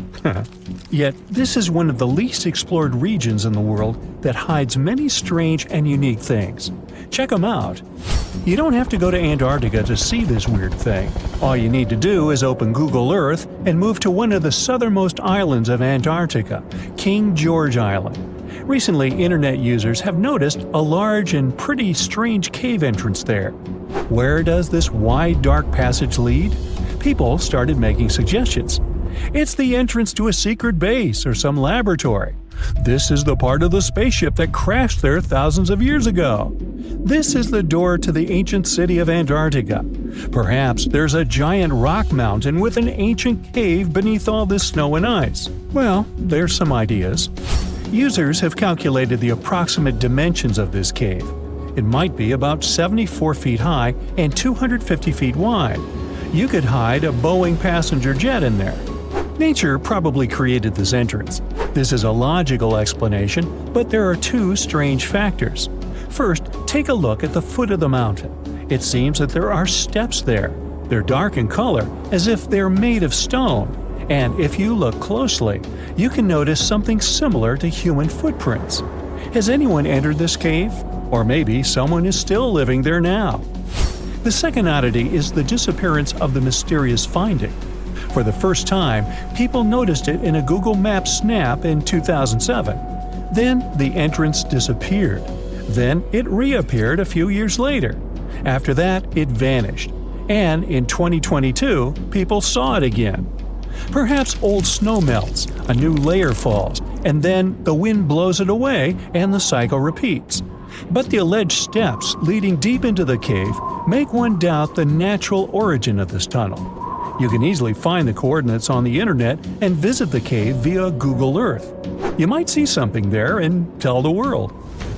There's another strange thing people discovered with the help of Google Earth. In 2020, one user found a strange object that looked like a giant ship 100 miles off the coast of Antarctica. It was covered with ice and snow and lying on its side. It looked like a cruise ship. You could notice the windows, the deck, and the bridge. But not all people agreed with this. Some claimed it was a spaceship. Others said it was some kind of secret building. The user who first noticed the ship stated that its size was about 400 feet, which is the perfect length for a passenger vessel. But what is this ship doing in such a remote place in the middle of a glacier? How did it get here? Who was its captain? No one has found the answers to these questions yet. In 2016, people using Google Earth discovered a photo of an unknown sea monster floating off the coast of Antarctica. This creature resembled a giant squid with a length of about 200 feet. This is slightly shorter than 3 train cars. Just imagine this kraken swimming in Antarctica's dark, icy waters and dragging to the bottom everything it meets on its way. Maybe it's the great and terrible Chulu, or one of its offspring. You will quickly notice this blood-red waterfall among Antarctica's endless, dazzling white landscapes. Don't worry, it's not blood. For many centuries, the waterfall has been painting snow in a bright red color. The stream flows straight out of a white iceberg. Let's look inside and find out what's happening there. Millions of years ago, there was a small crystal-clear pond, but then a glacier formed around it. A thick layer of ice and snow blocks sunlight, heat, and oxygen access. For millennia, the reservoir remained in this cold vacuum. But at one point, the water made a hole in the icy wall and broke out. When this salty water comes into contact with oxygen, it immediately turns scarlet or rusty. Antarctica is the only place where you can find such a unique natural phenomenon. One of the driest places on Earth is located in Antarctica. It's one of the most lifeless deserts in the world, the McMurdo Dry Valleys. In this desert, you won't see the scorching sun, hot sand, and cacti. A desert means a place with a lack of precipitation and life. The McMurdo Dry Valleys meet these parameters, but this place is also unique for Antarctica, since you won't find glaciers there. Despite the frost, ice can't form in the desert because it hasn't rained for millions of years there. It also never snows. A strong wind coming from the mountains reaches speeds up to 200 miles per hour. It would be difficult for you to stay on your feet there. The wind is filled with moisture. It heats up and evaporates all the liquid and snow in the desert because of its high speed. Only dry air reaches the ground. But you can find several lakes there. They don't freeze, only thanks to the high concentration of salt. The water is so salty that large life forms can't develop there. But scientists have found microscopic organisms near the lakes. 20 million years ago, Antarctica was filled with swamps and trees and swarming with insects and animals. But now, it resembles the surface of Mars, literally. Scientists and astronauts are exploring such regions as the McMurdo Dry Valleys, since the natural conditions there are similar to those on the Red Planet. So, before you go to Mars, you can practice living in similar places on Earth. Also, scientists discovered an underwater world in the Antarctic filled with hundreds of amphipods, crustacean animals similar to shrimp. Wait a minute, it happened in the Antarctic? But the McMurdo Dry Valleys are located in Antarctica. Well, the words are very similar, but what is the difference? Oh, and don't forget the Arctic. The Antarctic is the region in the southernmost part of Earth that houses the continent of Antarctica, and the Arctic is another land altogether. They have the same natural conditions, frost, ice, and snow, but they're located in different parts of the planet. The Arctic is at the North Pole, Antarctica is at the South Pole. Now, back to the discovery. Scientists put forward theories that the ice of the Antarctic hides a vast network of freshwater rivers and lakes. And in 2022, they found a new ecosystem. Researchers explored the Antarctic Ross Ice Shelf and its underwater rivers. This is a massive piece of ice floating in the ocean. A team from New Zealand used a special drilling rig equipped with a hot water supply to drill a hole 1,640 feet deep. That's more than the height of the Empire State Building. Then, they lowered some video cameras and saw thousands of crustaceans swimming in different directions. So it seems they're very unorganized. In the waters of the Antarctic, you can also meet some of the scariest creatures on the planet. These are sea spiders. They got this name because they resemble land spiders, but they're actually a species of marine arthropods. And unlike land spiders, those in the ocean are much larger. They look like 8 strong legs without a body. One such spider can be a dinner plate in width. Some of them have no eyes and have proboscises instead of jaws. Sea spiders are poorly studied because they live in deep, cold waters. Antarctica hides many little-known animals. There are long tunnels in its glaciers leading to scary darkness. On this cold continent, people have found the remains of giant dinosaurs and other ancient creatures, such as the ancestors of modern ducks. Many underground rivers and lakes hide unexplored wildlife. Even the ice here can be weird. Take a look at these striped icebergs. They have blue, black, green, and turquoise shapes. The color depends on the conditions of the water during freezing. For example, green lines appear because of algae, blue ones form when the water freezes too quickly. Okay, I'm freezing. Time to go thaw somewhere warmer. Hawaii. Yeah. Hey, look at this rock. At first sight, it looks like a regular boring rock, the likes of which you can see when walking along the beach. Its color doesn't stand out, and its weight is pretty regular, around 4 pounds. But everything changes when you learn that this rock was born on Mars, traveled all the way to Earth, and ended up in Antarctica. Ah, now the story sounds much more fascinating. So let's find out the details.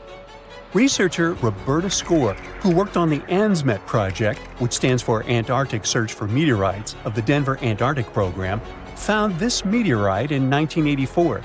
If you want to decipher the name of the space traveler, I can help you. It comes from the place where the scientists spotted it, the Allen Hills of Antarctica, hence ALH. And then we've got the year of the discovery and the number of the sample.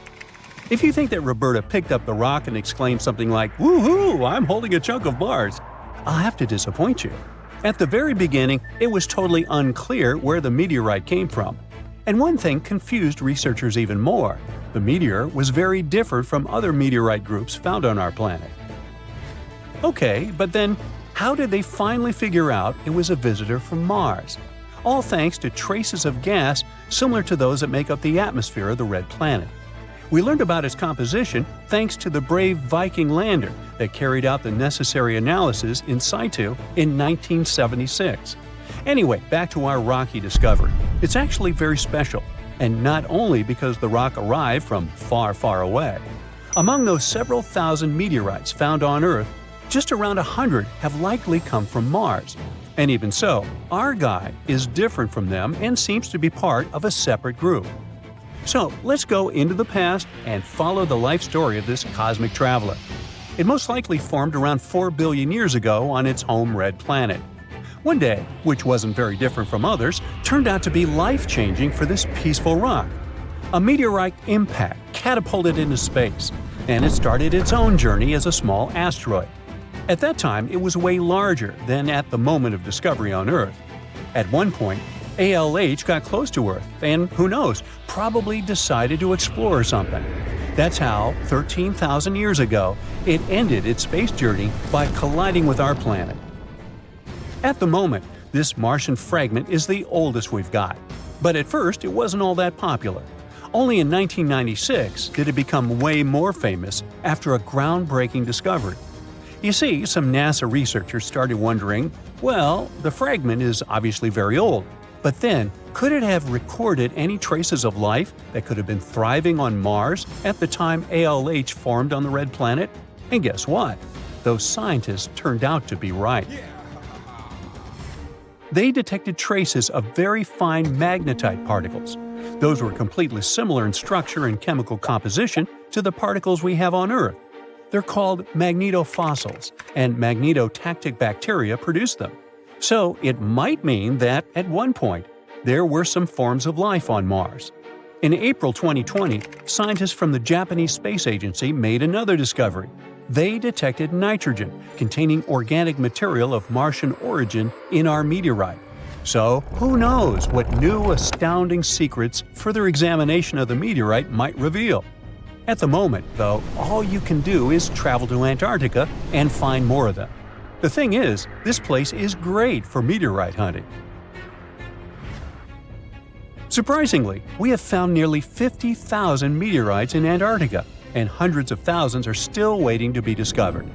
Each of these space rocks can tell us a story of the evolution of the solar system. For example, the very first lunar rock found on the icy deserted continent proved that chunks of space objects larger than asteroids can also end up on Earth. So, let's say you got inspired and decided to go meteorite hunting all the way to Antarctica. Well, get ready for some serious challenges. Despite their potential abundance, finding space rocks isn't as easy as it might seem. You'll have to visit remote areas, and there's still no guarantee that you'll be able to spot a meteorite. And that's actually a huge problem. Meteorites are vanishing from sight. Currently, scientists find about 1,000 meteorites in Antarctica each year.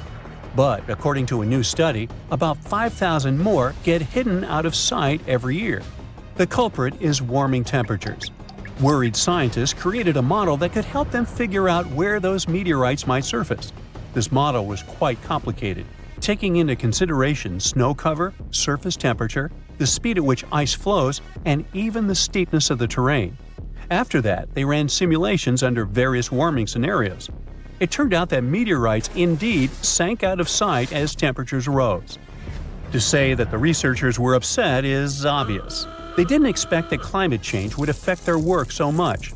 Even though those areas are below freezing, people still managed to ruin a crucial archive of the solar system. But let's get back to your meteorite hunt. If you want your chances to find one to be higher, travel to the base of mountains or outcrops where ice, which usually flows to the lower ground, is forced to move upward. But make sure to take your windbreaker with you. In those places, powerful winds brush away snow, exposing bright, vivid blue ice. Instead of melting, this ancient ice can change directly into water vapor, and it helps expose meteorites that would otherwise remain hidden. You need to hurry though. Meteorites at the surface disappear quickly. Even when temperatures are well below freezing, the rocks can still absorb some of the sun's heat and melt the ice. It's like they're creating underground, or shall I say under ice, tunnels for themselves, sinking and hiding from sight. Sometime later, refreezing closes the entrance to those tunnels, effectively trapping meteorites inside, tucked out of sight. Now, scientists admit it's very tricky to find working methods to spot meteorites, and if we don't hurry and develop such methods, we might lose between 80,000 and 250,000 space rocks in total. No wonder scientists are on a mission to find more meteorites. They're focusing on meteorite stranding zones. Those are places where meteorites often gather on the surface because of specific features of geology, ice flow, and climate conditions. As you already know, you can find meteorites on blue ice without snow cover. This makes meteorites easy to spot. But finding such hotspots is often pure luck. Or you gotta sit day and night, scouring maps and satellite images in attempts to spot blue ice zones near research stations. Let me introduce Veronica Tolinov, a glaciologist, and her team. They've taken things to the next level by developing a smart Antarctic-wide map. To do it, they've used machine learning and satellite data from NASA, the Canadian Space Agency, and others. This map highlights areas where meteorites might be hiding based on past finds and all kinds of climate and ice data. Apparently, the best places to find meteorites are along the edges of the continent and near mountains with blue ice. Unfortunately, it's not just the blue ice that matters. The temperature and speed of the ice flow are also super important. For example, if the ice flows too quickly, meteorites get swept away before they can accumulate. So, if you want to find a meteorite, you have to wait for very precise conditions. The surface temperature has to stay below 16 degrees Fahrenheit almost all the time. Otherwise, meteorites sink. You can start with the Allen Hills region. Yup, that's where our ALH friend was discovered. This area is kind of a meteorite gold mine with more than 1,000 finds. But there are even more promising places, like the Fimbulheimen Mountains, and no one has searched there yet. You might be the first. In any case, with this new map, researchers developed a where-to-go index that ranks the best meteorite hunting spots, making future field trips much more targeted. And with plenty of blue ice regions still unexplored, there are tons of meteorites just waiting to be found. So, what are you waiting for? We've all dreamed of visiting the Arctic and witnessing the natural wonders of polar bears frolicking on ice floes or the aurora borealis dancing across the sky. Well, sorry to break it to you, but you won't find any tourists flocking to Antarctica anytime soon. Why, you may ask? Let's dive into it. First off, where is Antarctica? It's located in the southern hemisphere, specifically at the South Pole. The Southern Ocean surrounds it, and most of the continent is covered by ice, making it one of the most remote and frigid places on Earth. Now, have you ever met someone who's visited Antarctica? Probably not. It's one of the least visited places on the planet, and only a handful of lucky explorers have seen its interior, which is mostly made up of glaciers and ice fields. But trust me when I say the wildlife and scenery are out of this world. Why shouldn't you travel to Antarctica? Well, for starters, the environment is incredibly fragile and can be easily damaged. Plus, there are no native human populations on the continent, so your travels would essentially be like visiting an uninhabited island. And let's not forget that it's also one of the most expensive destinations to travel to. Despite all that, Antarctica is not exactly guarded like a fortress, but there is an international agreement called the Antarctic Treaty. This treaty was negotiated to prevent any unwanted activity on the continent and bans some forms of testing done there by member states. But the primary reason we can't just waltz into Antarctica is that it has a delicate ecosystem that needs protection. The treaty states that Antarctica should be used for peaceful purposes only and should be free from any human activity that could harm the environment. Scientists are still learning about the continent's unique ecosystem, and our activity and machines could disrupt the delicate balance that exists there. If you're still itching to go to Antarctica, getting permission isn't exactly a walk in the park.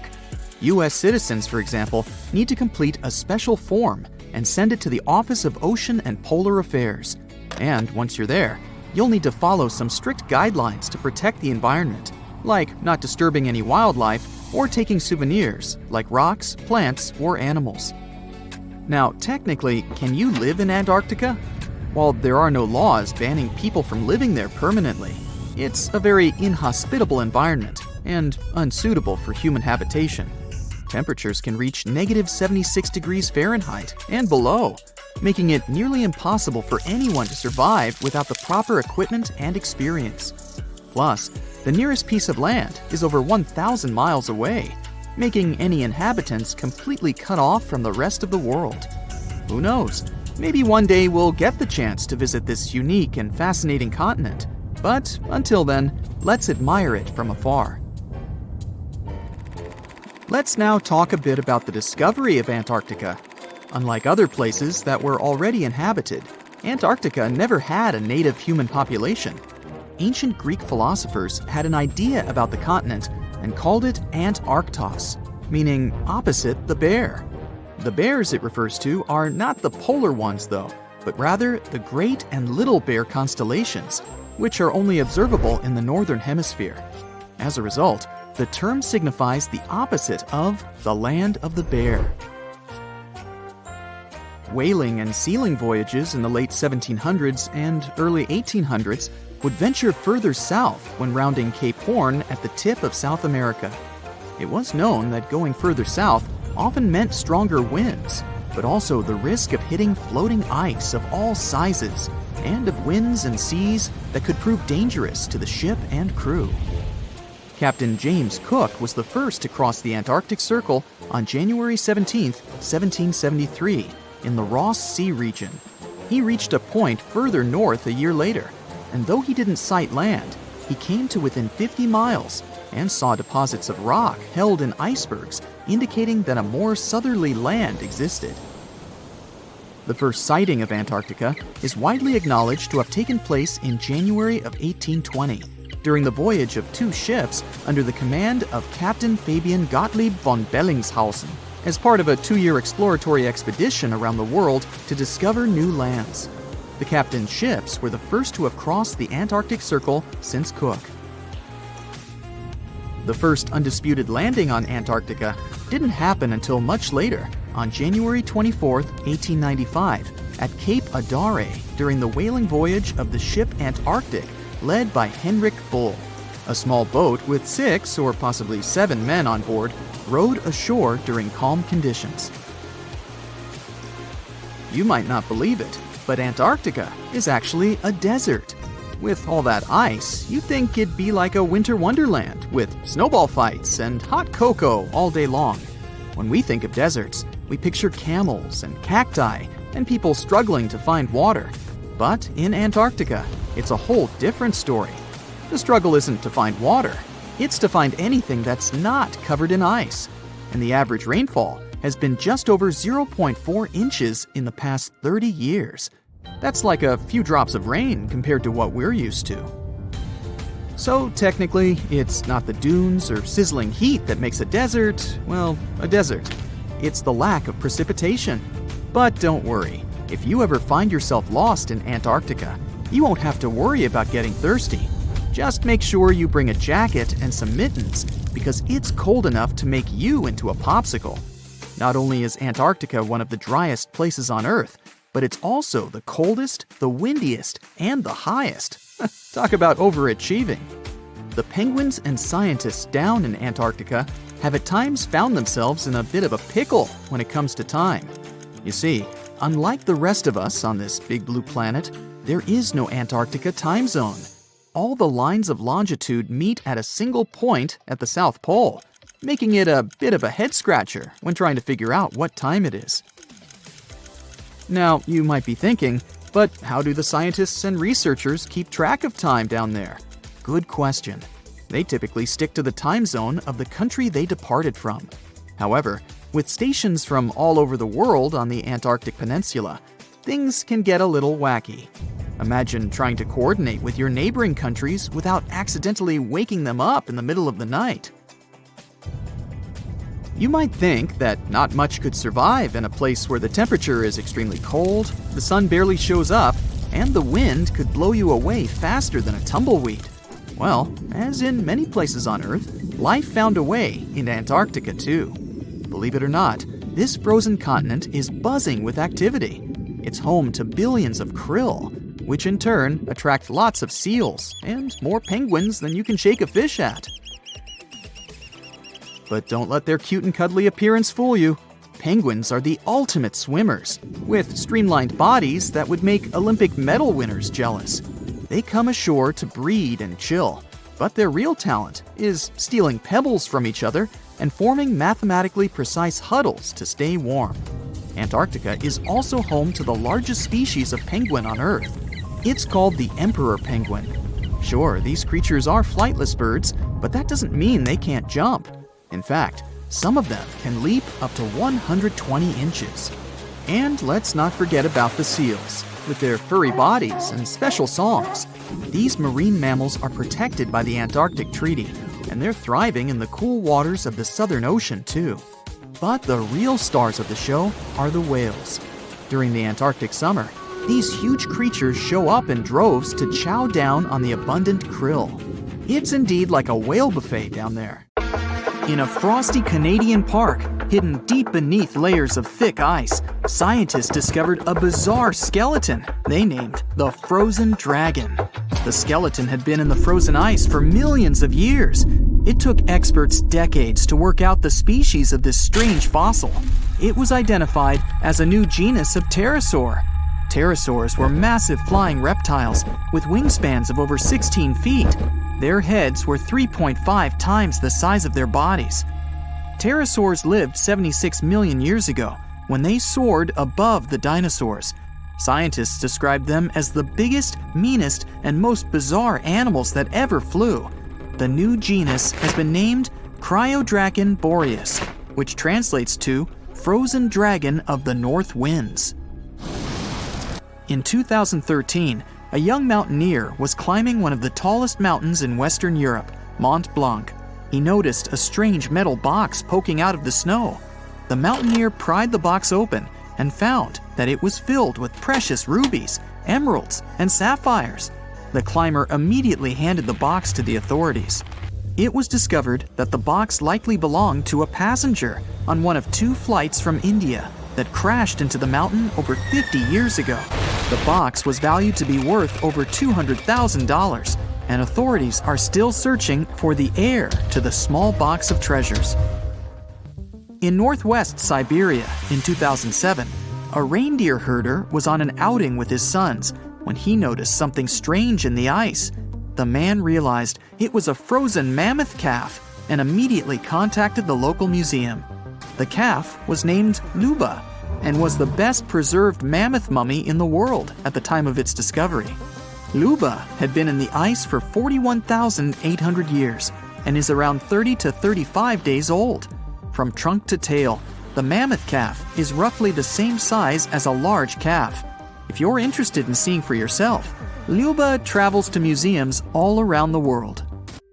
On the frozen continent of Antarctica, covered in layers of ice and snow, is Mount Erebus, the frozen volcano. The volcano was discovered in the middle of an eruption in 1841 by explorers on an Arctic expedition. The volcano is over 12,000 feet tall and has been active for the last 1.3 million years. Deep within the middle of the volcano is a huge crater filled with large volumes of molten lava. The volcano has occasional explosions, which means it's classified as being in continuing eruption. However, these eruptions are nothing to worry about because they're generally rather small. Back in 1991, 2 hikers were traveling across the Italian Alps when they stumbled across a body that they presumed to belong to a recently lost hiker. The duo trudged back down the mountain to report their unfortunate findings. Once the remains were recovered, it was clear that the body was not recent at all. Scientists determined that the Iceman was more than 5,000 years old and named him Otzi. The discovery was unlike anything scientists had ever before seen because the body was so well preserved. For years, Otzi was studied by scientists who discovered that our ancestors have a lot more in common with us than we ever knew before. Otzi was covered in ink body art. Research done on the contents of his stomach revealed that his last meal was dry cured meat, similar to the bacon we eat today. Otzi has at least 19 relatives living today, somewhere in Central Europe. Scientists were researching ancient squirrel burrows in Siberia when they came across something interesting. One of the squirrels had hidden away precious seeds deep beneath the ground. The seeds had been encased in ice for 32,000 years. The seeds were for the flower Silene stenophilia, which had long since gone extinct. Amazingly, scientists were able to recover plant tissue from inside the seeds and grow an entire crop of flowers. They've since reintroduced the previously extinct flower to natural habitats all across the world. In 1930, a team of Norwegian scientists sailed around the Arctic Ocean, conducting research on the seas and glaciers.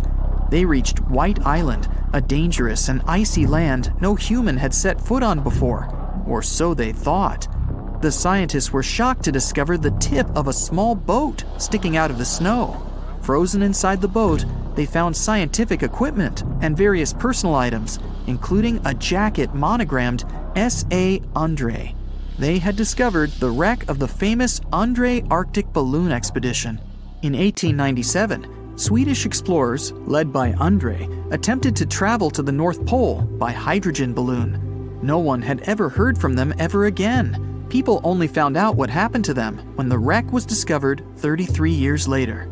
It turns out that the balloon had crashed on White Island only 2 days after departing from Sweden. The explorers traveled along the island on a small makeshift boat, but were unable to make it any further.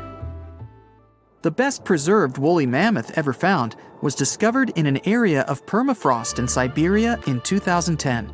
Scientists named the frozen mammoth Yucca, after the small village near where it was found. Yucca had been frozen for 39,000 years and is thought to have been around 6 to 8 years old. Because Yucca is so well preserved, it has been studied for years and provided new information about mammoths. In 2019, scientists reported that they were able to activate cells taken from Yucca's tissue. Maybe one day we'll have woolly mammoths roaming the land.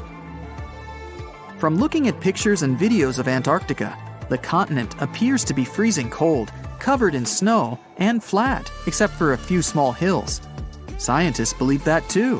When studying the Gomburtsev Mountains in the early 2000s, they were shocked to discover that the small rocky hills were actually the peak of a gigantic mountain formation under a mile of snow.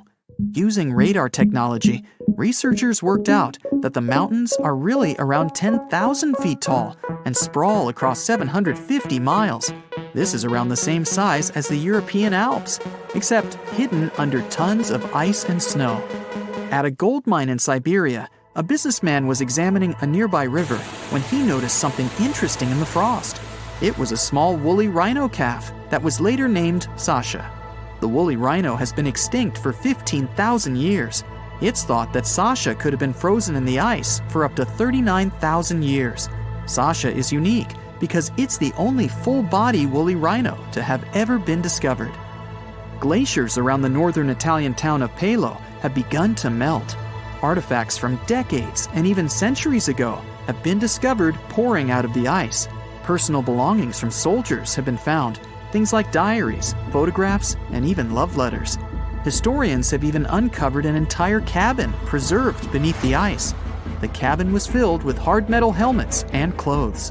In 1845, Sir John Franklin embarked on an ill-fated expedition to the North Pole. The crew traveled on 2 ships, HMS Erebus and the ironically named HMS Terror. The expedition met with disaster, and both ships were lost to the icy waters. In 2016, the HMS Terror was discovered by a team of researchers.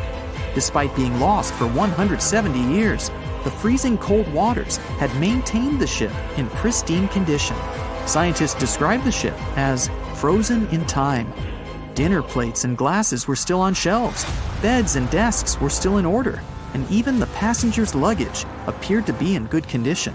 The HMS Erebus was also discovered nearby, but due to changing water conditions, the ship wasn't in great shape.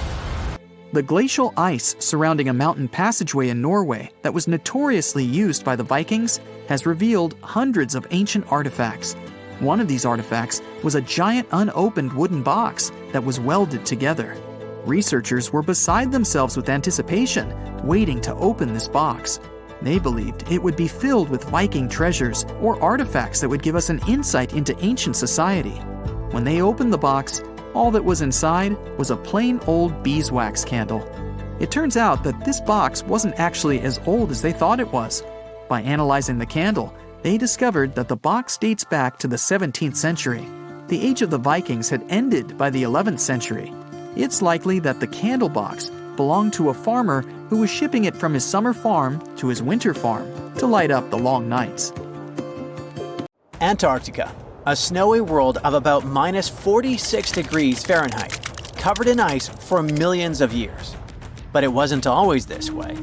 Scientists just found something buried deep beneath the seafloor that shouldn't exist. Tiny golden droplets of amber.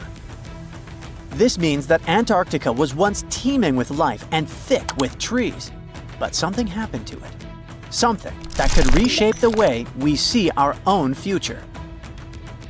Antarctica has been a land of howling winds for millions of years. No tree can grow here today. But scientists who studied those lands decided to drill deep beneath the Antarctic surface. They went thousands of feet below the ice, pulling up ancient layers of sediment. And there, trapped in time, they found tiny pieces of golden amber. Amber is basically fossilized tree resin. It's found all over the world, often with perfectly preserved pieces of ancient life. Insects trapped mid-flight, pollen frozen in time. Entire tiny ecosystems can be locked inside golden droplets. In every continent, but not in Antarctica. Until now. They discovered tiny specks from 0.5 to 1 millimeter in size, smaller than a grain of sand, but with huge significance. This droplet had once oozed from the bark of a tree about 90 million years ago. What's even wilder, amber is only produced by certain types of trees, the ones that grow in humid, temperate rainforests and jungles. That's when the realization hit. Antarctica used to be a rainforest. Those tiny flecks of amber, clearly seen only under a microscope, tell us a vivid story of a living and breathing ecosystem. Around 90 million years ago, during the Cretaceous period, when dinosaurs ruled the Earth, Antarctica could have been covered in lush, swampy forests filled with towering conifers, ferns, and ancient plants. Some of the fragments showed signs of damage. That means the trees that produced them had been injured, perhaps by wildfires or parasites. Though despite that, and despite the fact it spent millions of years on the seafloor, this amber was almost perfectly preserved. Solid, transparent, and free of cracks. Normally, amber buried under extreme pressure and heat just crashes over time. But this piece, it survived. That means other pieces could survive as well, and we might find more of them on the ocean floor. But this wasn't the first sign that Antarctica had once been a different place entirely. It started in 2017. A team of scientists drilled deep into the seabed near Pine Island Glacier on Antarctica's west coast. They pulled up sediment cores, long cylindrical samples of Earth that had been buried for millions of years. And it was insane. Inside these layers they found fossilized roots, pollen, spores, traces of an ancient forest that had once thrived here. And that's exactly what they'd been studying ever since then. In order not to damage anything, they had to spend years of hard work, breaking down the sediment into thousands of tiny pieces and scanning them all under fluorescent microscopes. The same team also found another piece of the puzzle back in 2020. They found more sedimentary samples from the ocean floor that pointed to a land of dense trees, rivers, and wetlands. A world that looked more like the Pacific Northwest or New Zealand. But why was Antarctica so warm back then? Well, that's all because of the atmosphere. 90 million years ago, Earth's carbon dioxide levels were terrifyingly high. It was literally one of the warmest periods in history, with temperatures soaring even at the poles. Think about it. Antarctica had no ice caps. Instead, it could have had buzzing insects and maybe even dinosaurs wandering through its forests. But in order to learn what happened to them, the team has to find more evidence. Antarctica really is a place full of mysteries. It's hard to study because it's covered in snow and ice so much that we don't even know its true shape and size. Some parts of the ice sheet are over 3 miles thick, half the depth of the Mariana Trench, the deepest trench on Earth. Luckily, snow has a great quality. It can freeze things in time perfectly. Layer by layer, year after year, it buries nature's past like a time capsule. Luckily, snow has a great quality. It can freeze things in time perfectly. Layer by layer, year after year, it buries nature's past like a time capsule. At first, fresh snow is soft and shifts easily in the wind, full of air. But as more snow piles on top, it compresses, squeezing out the air pockets and hardening into dense ice. This freezing pressure locks everything inside. It traps ancient plants, animals, and even entire landscapes. And they literally get frozen in time, because the extreme cold slows down decay. It stops bacteria growth, preventing rot, and keeping things almost perfectly intact for thousands, sometimes even millions of years. That's exactly what's going on in Antarctica. Scientists have to literally scan it all the way down this snow in order to find what this place looked like millions of years ago. What they found is an entire lost world buried under miles of ice. It was beneath the thickest ice of East Antarctica, near the Aurora and Schmidt subglacial basins. The weight of the ice has been so immense for so long that it actually protected the land from erosion. Scientists call it the ghost of Antarctica's landscape, and it's nothing like the smooth, flat wasteland seen from above. They found rivers that once flowed freely, now frozen in place, valleys carved by water, even 3 massive, sharply peaked hills. But what are they? To understand that, we need to go even further back in time, to the era when Antarctica was still part of a lost supercontinent. Hundreds of millions of years ago, the land we now call Antarctica was part of Gondwana, an enormous supercontinent that included South America, Africa, India, Australia, and Antarctica all fused together. But as Earth's tectonic plates slowly drifted apart, Gondwana broke into pieces. Antarctica was ripped apart, its land stretched and fractured. The massive ice sheets that formed later covered these broken landmasses, preserving them like frozen fossils.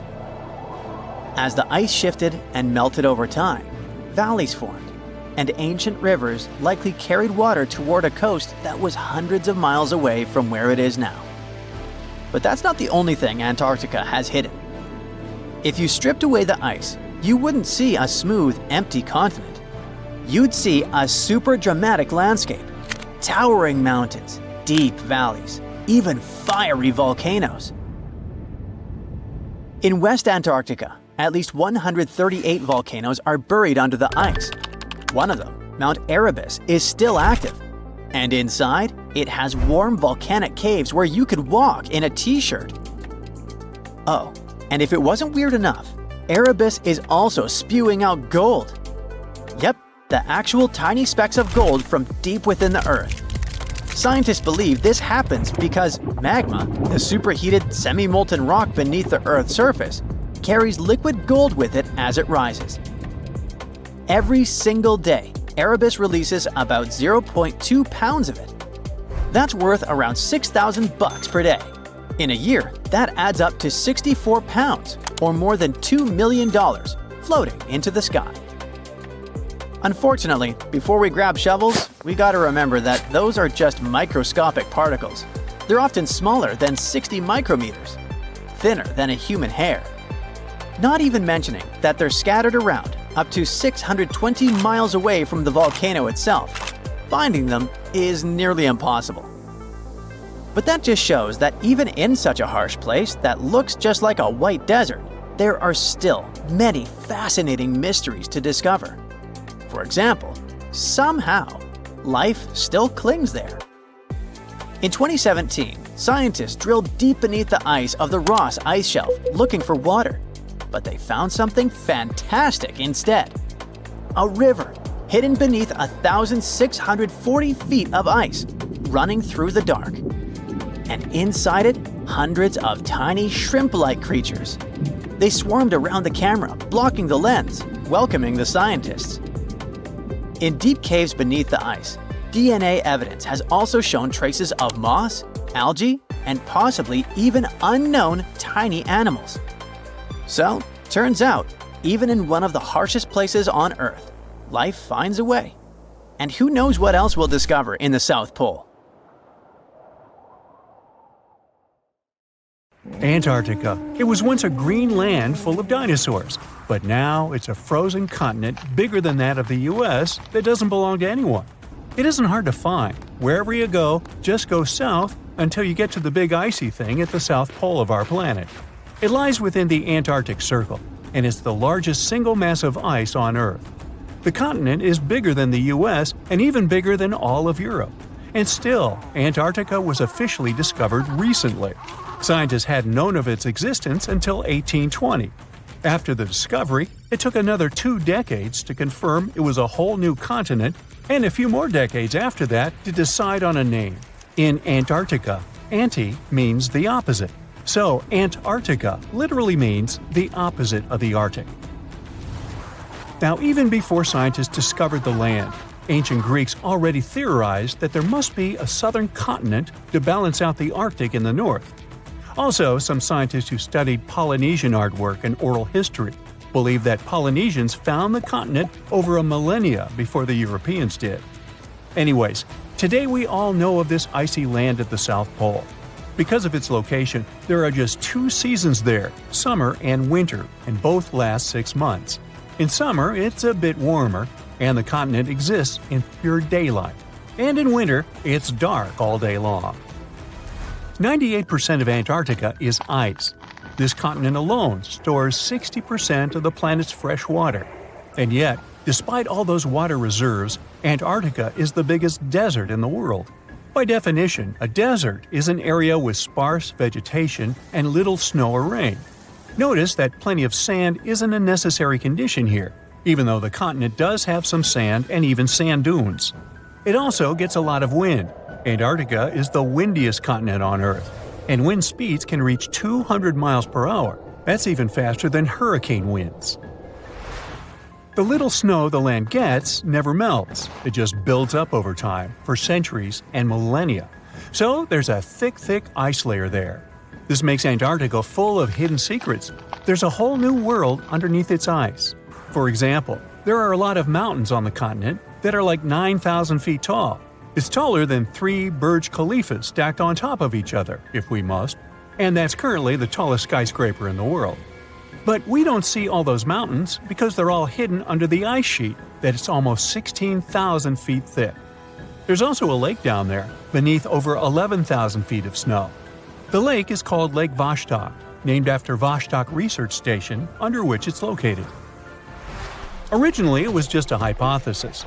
Over a century ago, a scientist suggested that the huge pressure created by tons of ice could decrease the melting point of ice in the lowest layers of the ice sheet, creating liquid water, which could form a lake.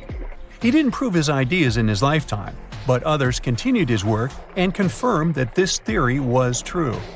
There's also a canyon in Antarctica, hidden underneath huge masses of snow too. It's deeper than the Grand Canyon we have in Arizona. There is a mountain range that divides the continent into 2 parts, East Antarctica and West Antarctica.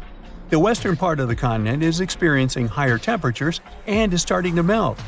If West Antarctica melts and releases its stored water, it will raise the average global sea level by about 16 feet. That will be enough for some cities all over the world to completely disappear. Perhaps the first to turn into a water world will be Thailand's capital Bangkok, which is just 5 feet above sea level. Then it will be Amsterdam in the Netherlands, followed by Ho Chi Minh City in Vietnam, Cardiff in the UK, and New Orleans in the US. People do a lot of work in Antarctica now, residing there for many months at a time to study this mystery of a continent. Over the years, even a few children were born there. But it's not a country, and the land doesn't belong to anyone. It's governed by the Antarctic Treaty System, an agreement of peaceful research and collaboration that suspends all territorial claims. It was first signed by 12 nations, and now there are 59 supporters, half of whom have decision-making powers. The continent is occupied all year round by researchers from all over the world. There are about 5,000 people living there in summer and about 1,000 in winter. Yet no one is a permanent resident there. People come and go, and the scientists take turns spending time there. The average yearly temperature there is negative 30 degrees. But there was a time when Antarctica was about as warm as Melbourne, Australia is today. It was about 40 to 50 million years ago. I wasn't around then.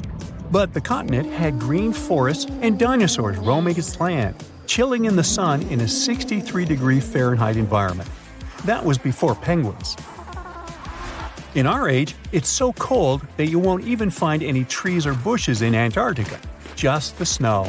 The only plants that can thrive in such extreme temperatures are lichens, moss, and algae. People can't stand such freezing conditions for lengthy periods of time either, so the continent has never had any indigenous population. Well, that is, if we don't count penguins, seals, whales, and a few other types of birds that live there now. Antarctica's fauna is the scariest and least diverse on the planet because only a few organisms can withstand its harsh conditions and because non-natives aren't allowed to be brought there. So, if you decide to travel to Antarctica with your cat, well, you can't. Hey, I don't make the rules. But those few species that live on the South Pole totally own the place. There are no more than 5,000 people there and around 20 million penguins. They are a kind of settlers, though. Penguins' first ancestors lived in Australia and New Zealand. There are still a few penguin species there, including the smallest penguin on Earth that is just 1 foot tall. Still, most of the penguins migrated to Antarctica at some point, possibly because they were attracted by the greater food supply there. It's not the cold that made them like the land. It turns out, most penguins leave the continent when the summer ends. The only ones that stay there are male emperor penguins, and they do it to warm and protect eggs left by their mates. But where do all the other penguins go? At first it was a big mystery even to scientists, but then they attached some tiny location devices to the legs of a few of these animals and figured it out. Penguins go to live in the southern oceans while it's too cold in Antarctica. None of them go ashore for half a year until they get back to the continent. When they come back, it's when those eggs, left for male penguins to nurture, start hatching, and so penguin families can be together when it happens. Penguins eat different fish, and the ocean is full of those despite its cold temperature. In some areas, water can reach below freezing temperatures because it's salty. But fish don't freeze there because they have antifreeze proteins in their bodies. Then there are also about 1 million seals in Antarctica. They like fish too, and they can hold their breath underwater for 2 hours. They see way better underwater than in the bright light of the day, and they also use their whiskers to locate food. Their breathing holes in the ice can freeze while seals are away, and they must use their teeth to make a new one. Seals can even sleep underwater and then resurface occasionally to get some air without waking up. I can appreciate that. Consider Lake Enigma. What a fitting name. It's already strange enough because it's not even supposed to exist. But now, we stumbled upon actual life deep beneath it. And this just might help NASA in their search for life in outer space. The lake lies deep in the icy heart of Antarctica, so it's not really a water pool like we're used to, more like a lake-like block of ice, or so we thought. Just recently, Italian scientists discovered a secret that had been buried for ages, an actual body of water, and in this water, life is thriving. Various microorganisms, and even some weird little hunters. which is super weird, since Enigma sits in a remote and harsh corner of our planet, the northern Victoria Land in Antarctica. The entire South Pole is cold, but in this place, temperatures can plummet to a horrifying minus 41 degrees Fahrenheit, though on average it's around 7. Chilly. Like we said, this lake shouldn't even be there at all. Antarctica is technically the largest desert on Earth, even though it's covered in snow, because it's super dry. There are 0 rains, truly little snowfall, and the sun barely evaporates anything. And even if there is some water, the insane winds make sure to dry everything out super quickly. Putting on our thinking caps, this lake should lose an unimaginable 7 million cubic feet of water every year. Yet, the water remains. Why? No one knows. Scientists say there could be something deep underground that refills it constantly. They just have no idea what that might be. Maybe deep underground rivers, melting ice, or something else entirely. But hence the name, the Enigma Lake. The block of ice we mentioned is permanent and super thick, at least 36 feet of it, and that's higher than a 3-story building. So researchers decided to check out if there's anything beneath it. They used a so-called ground-penetrating radar, a super smart echo detector for the ground. This radar sends invisible radio waves into the Earth. When they hit something underground, like rocks, water, or anything else, they bounce back to the device.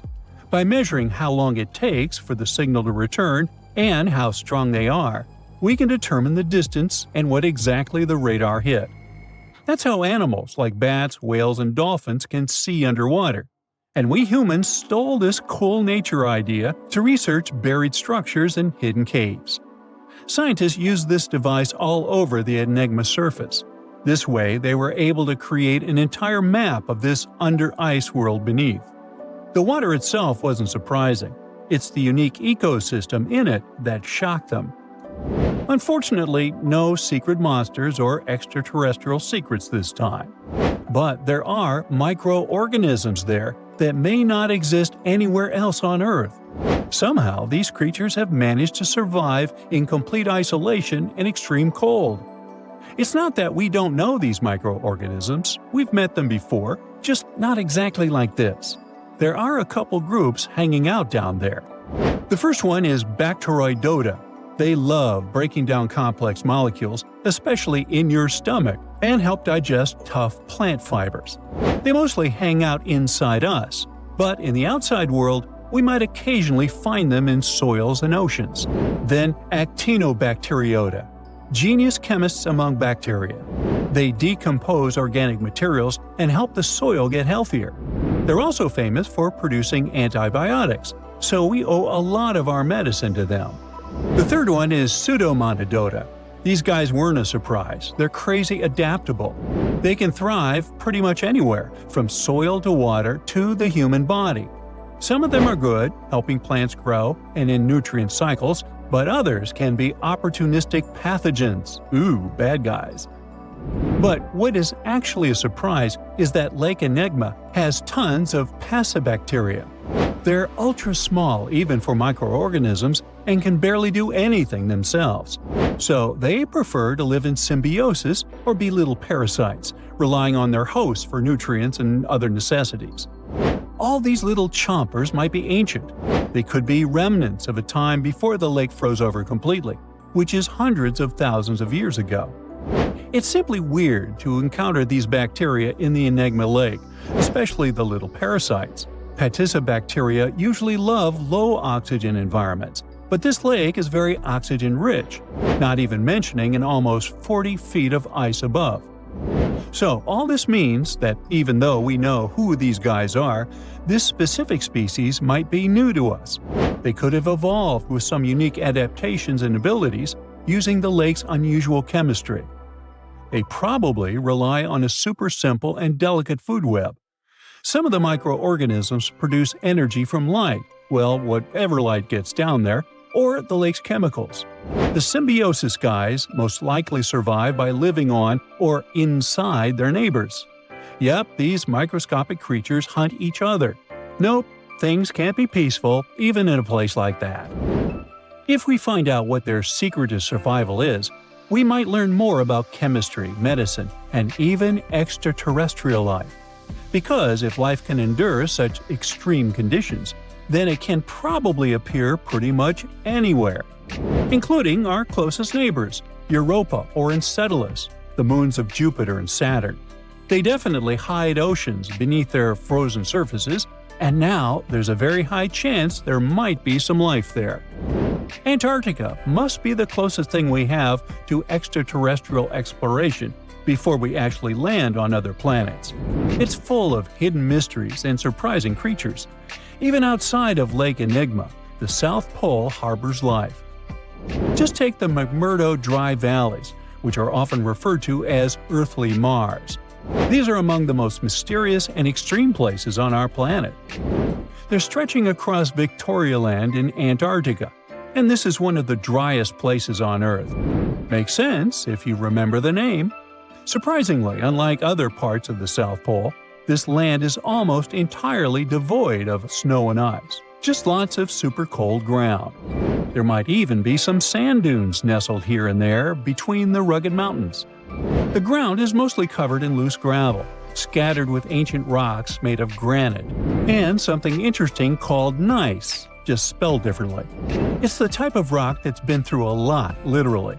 It's usually born when granite and sedimentary rocks have to endure insane pressure or horrifying heat for a while, a process called metamorphism. These conditions are so intense that they literally rearrange the minerals into layers. That's why gneiss has such beautiful foliated looks. It's the planet's version of baking a layered cake.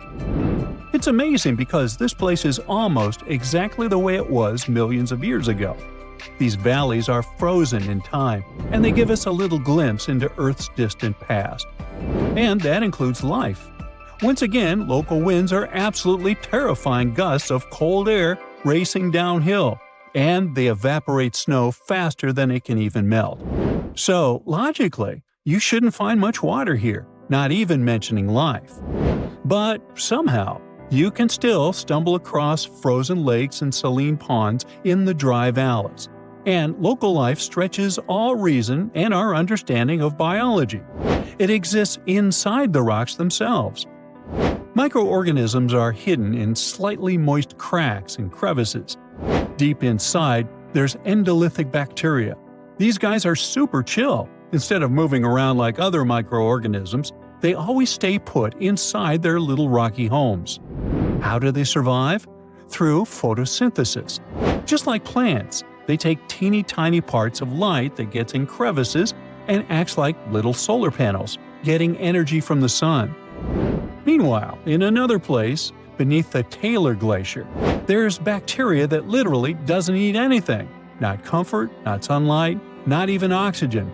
These guys rely on a diet of dusty rocks and sulfur to fuel their weird metabolisms. By breaking down sulfur and iron, they get energy to sustain themselves. This way, they easily survive in deep seas at sub-freezing temperatures, completely cut off from sunlight, oxygen, and the world itself. This place is fascinating for both its life and the lack of it. In some parts of the valleys, like University Valley, yes, that's what it's called, the permafrost is so harsh that no microbes were found at all. This might be one of the only places on Earth where life appears to be completely absent, a quite scary idea. Anyway, now scientists are thinking about learning more about Lake Enigma and drilling this Mars-like environment, exactly for that reason, to see how we could get samples from Mars in the future. Discovering hidden places on our planet is extremely exciting. Today, I'm taking you on a trip that you aren't going to forget anytime soon. But suit up, this is about to get very cold. You hop on a plane and land on the ice-covered island of Greenland. An unbelievable view of the Aurora Borealis, aka the Northern Lights, is greeting you. You can't believe your eyes. Your guide tells you how rare this phenomenon is. Usually, people spend days trying to hunt it down. You feel lucky and take your time to appreciate these beautiful dancing greenish lights. You're glad you brought your camera along, aren't you? Between clicks, you learn that the aurora borealis is the result of some rather rough events. This spectacular light show occurs when energy particles from the sun slam into Earth's upper atmosphere. On day 2, you continue to explore the place by air. This may not come as a surprise, but Greenland is one of the world's largest islands. This time, on board a helicopter, you can see the infinite icy landscape. In case you're curious, you're now flying over 656,000 square miles of thick ice. Oh, what's that down there? It looks like a family of polar bears. You don't want to get too close, of course. The conditions in Greenland might be too tough for people to live there, but some animal species do very well in this land of ice. Those are reindeer, wolves, and Arctic foxes. On your way to Greenland, you probably made a pit stop in Copenhagen. Denmark is one of the few countries that have commercial flights to Greenland. You didn't know this before, but you find out that the island is actually part of the Kingdom of Denmark. On a map, it's right between the Arctic and Atlantic Oceans. You're lucky to have a local pilot that tells you about the secrets hidden in this scenery. Under this 2-mile thick white surface, there's an entirely different world. A world filled with canyons, meteor-carved craters, and millennia-old plant fossils. You are beyond excited to go visit one of these spots, but of course, you'll have to use your imagination, as all of it is hidden under ice. Believe it or not, nearly 80% of the island's surface is covered with it. The first stop on your tour is Greenland's Grand Canyon. You land not far from it, somewhere in the northern part of the island. You may know that canyons are deep, narrow valleys with steep sides, but I bet you didn't know that the word canyon actually comes from the Spanish word cañón, which means tube or pipe. Now, this Grand Canyon has some similarities with the one in the US. First of all, in size. It's at least 460 miles long and up to 2,600 feet deep in some places. There's a true subglacial valley down there, and if you're wondering how this happened, well, the canyon had probably been formed by a river that had been flowing through Greenland before the ice took over. Oh yeah, Greenland hasn't always been covered with ice. It was once green, no pun intended. Many other icy places on Earth, such as Antarctica, were once covered in greenery. Scientists have figured out that in the past, Greenland was mostly ice-free. With the help of airborne radar, they made amazing discoveries. By the way, ice is invisible to radar technology. If you have trouble believing it, try putting an ice cube inside your microwave. It won't melt or heat up. A recent discovery of fossilized plants allowed researchers to estimate that Greenland used to be much warmer than they could imagine. 2021 research conducted by the University of Vermont found fossils of twigs and leaves, which left researchers very confused. They expected to discover sand and rocks in the deepest layer of ice, but instead, they found some clear proof of rich flora. Judging by what you've seen of the landscape, it's hard to believe that forests were once growing here. Today, you'll find some tundra vegetation on the coastal part of the island, and that's pretty much it. But according to the genetic material found in these fossilized plants, researchers believe the island used to be much greener. It's very likely that there were insect-filled forests with butterflies and beetles flying around, and the average temperature on the island varied from 50 degrees Fahrenheit in the summer to 1 degrees Fahrenheit in the winter. NASA's Operation Ice Bridge has flown over Greenland more than 100 times. This has allowed researchers to create 3D maps of the island and figure out the age of each layer of ice in Greenland's ice sheet. Ice sheets can help answer many scientific questions as they form over the span of thousands of years.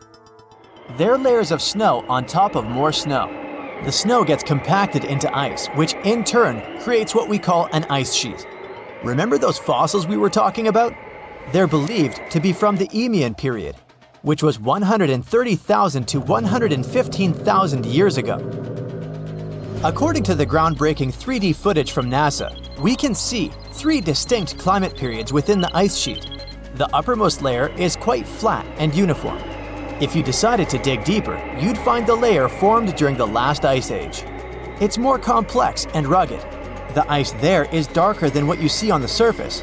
If you let your mind wander, you can picture what this part of the world looked like when mammoths were roaming around.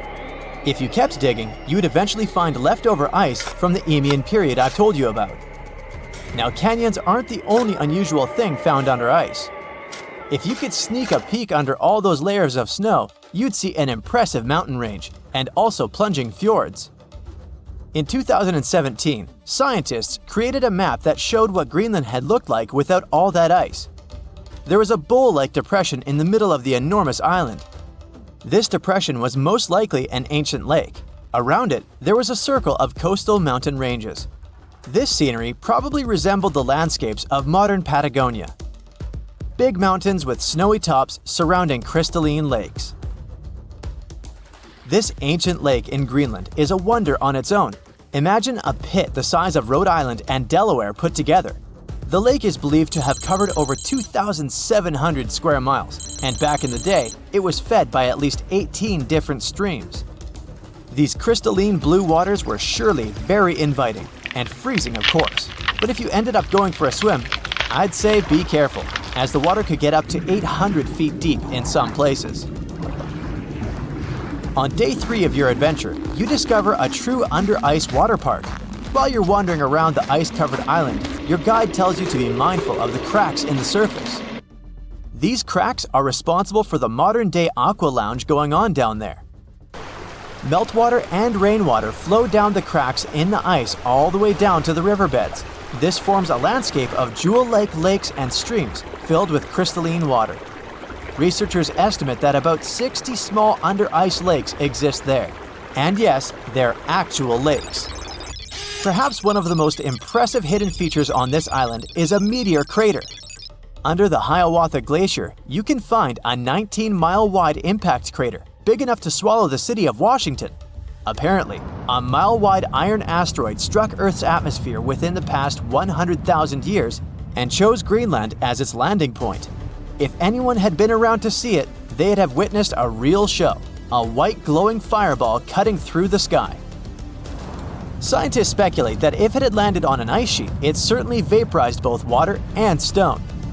Someone standing hundreds of miles from the impact site would have heard a deafening thunderclap and experienced hurricane-force winds. But it actually makes sense.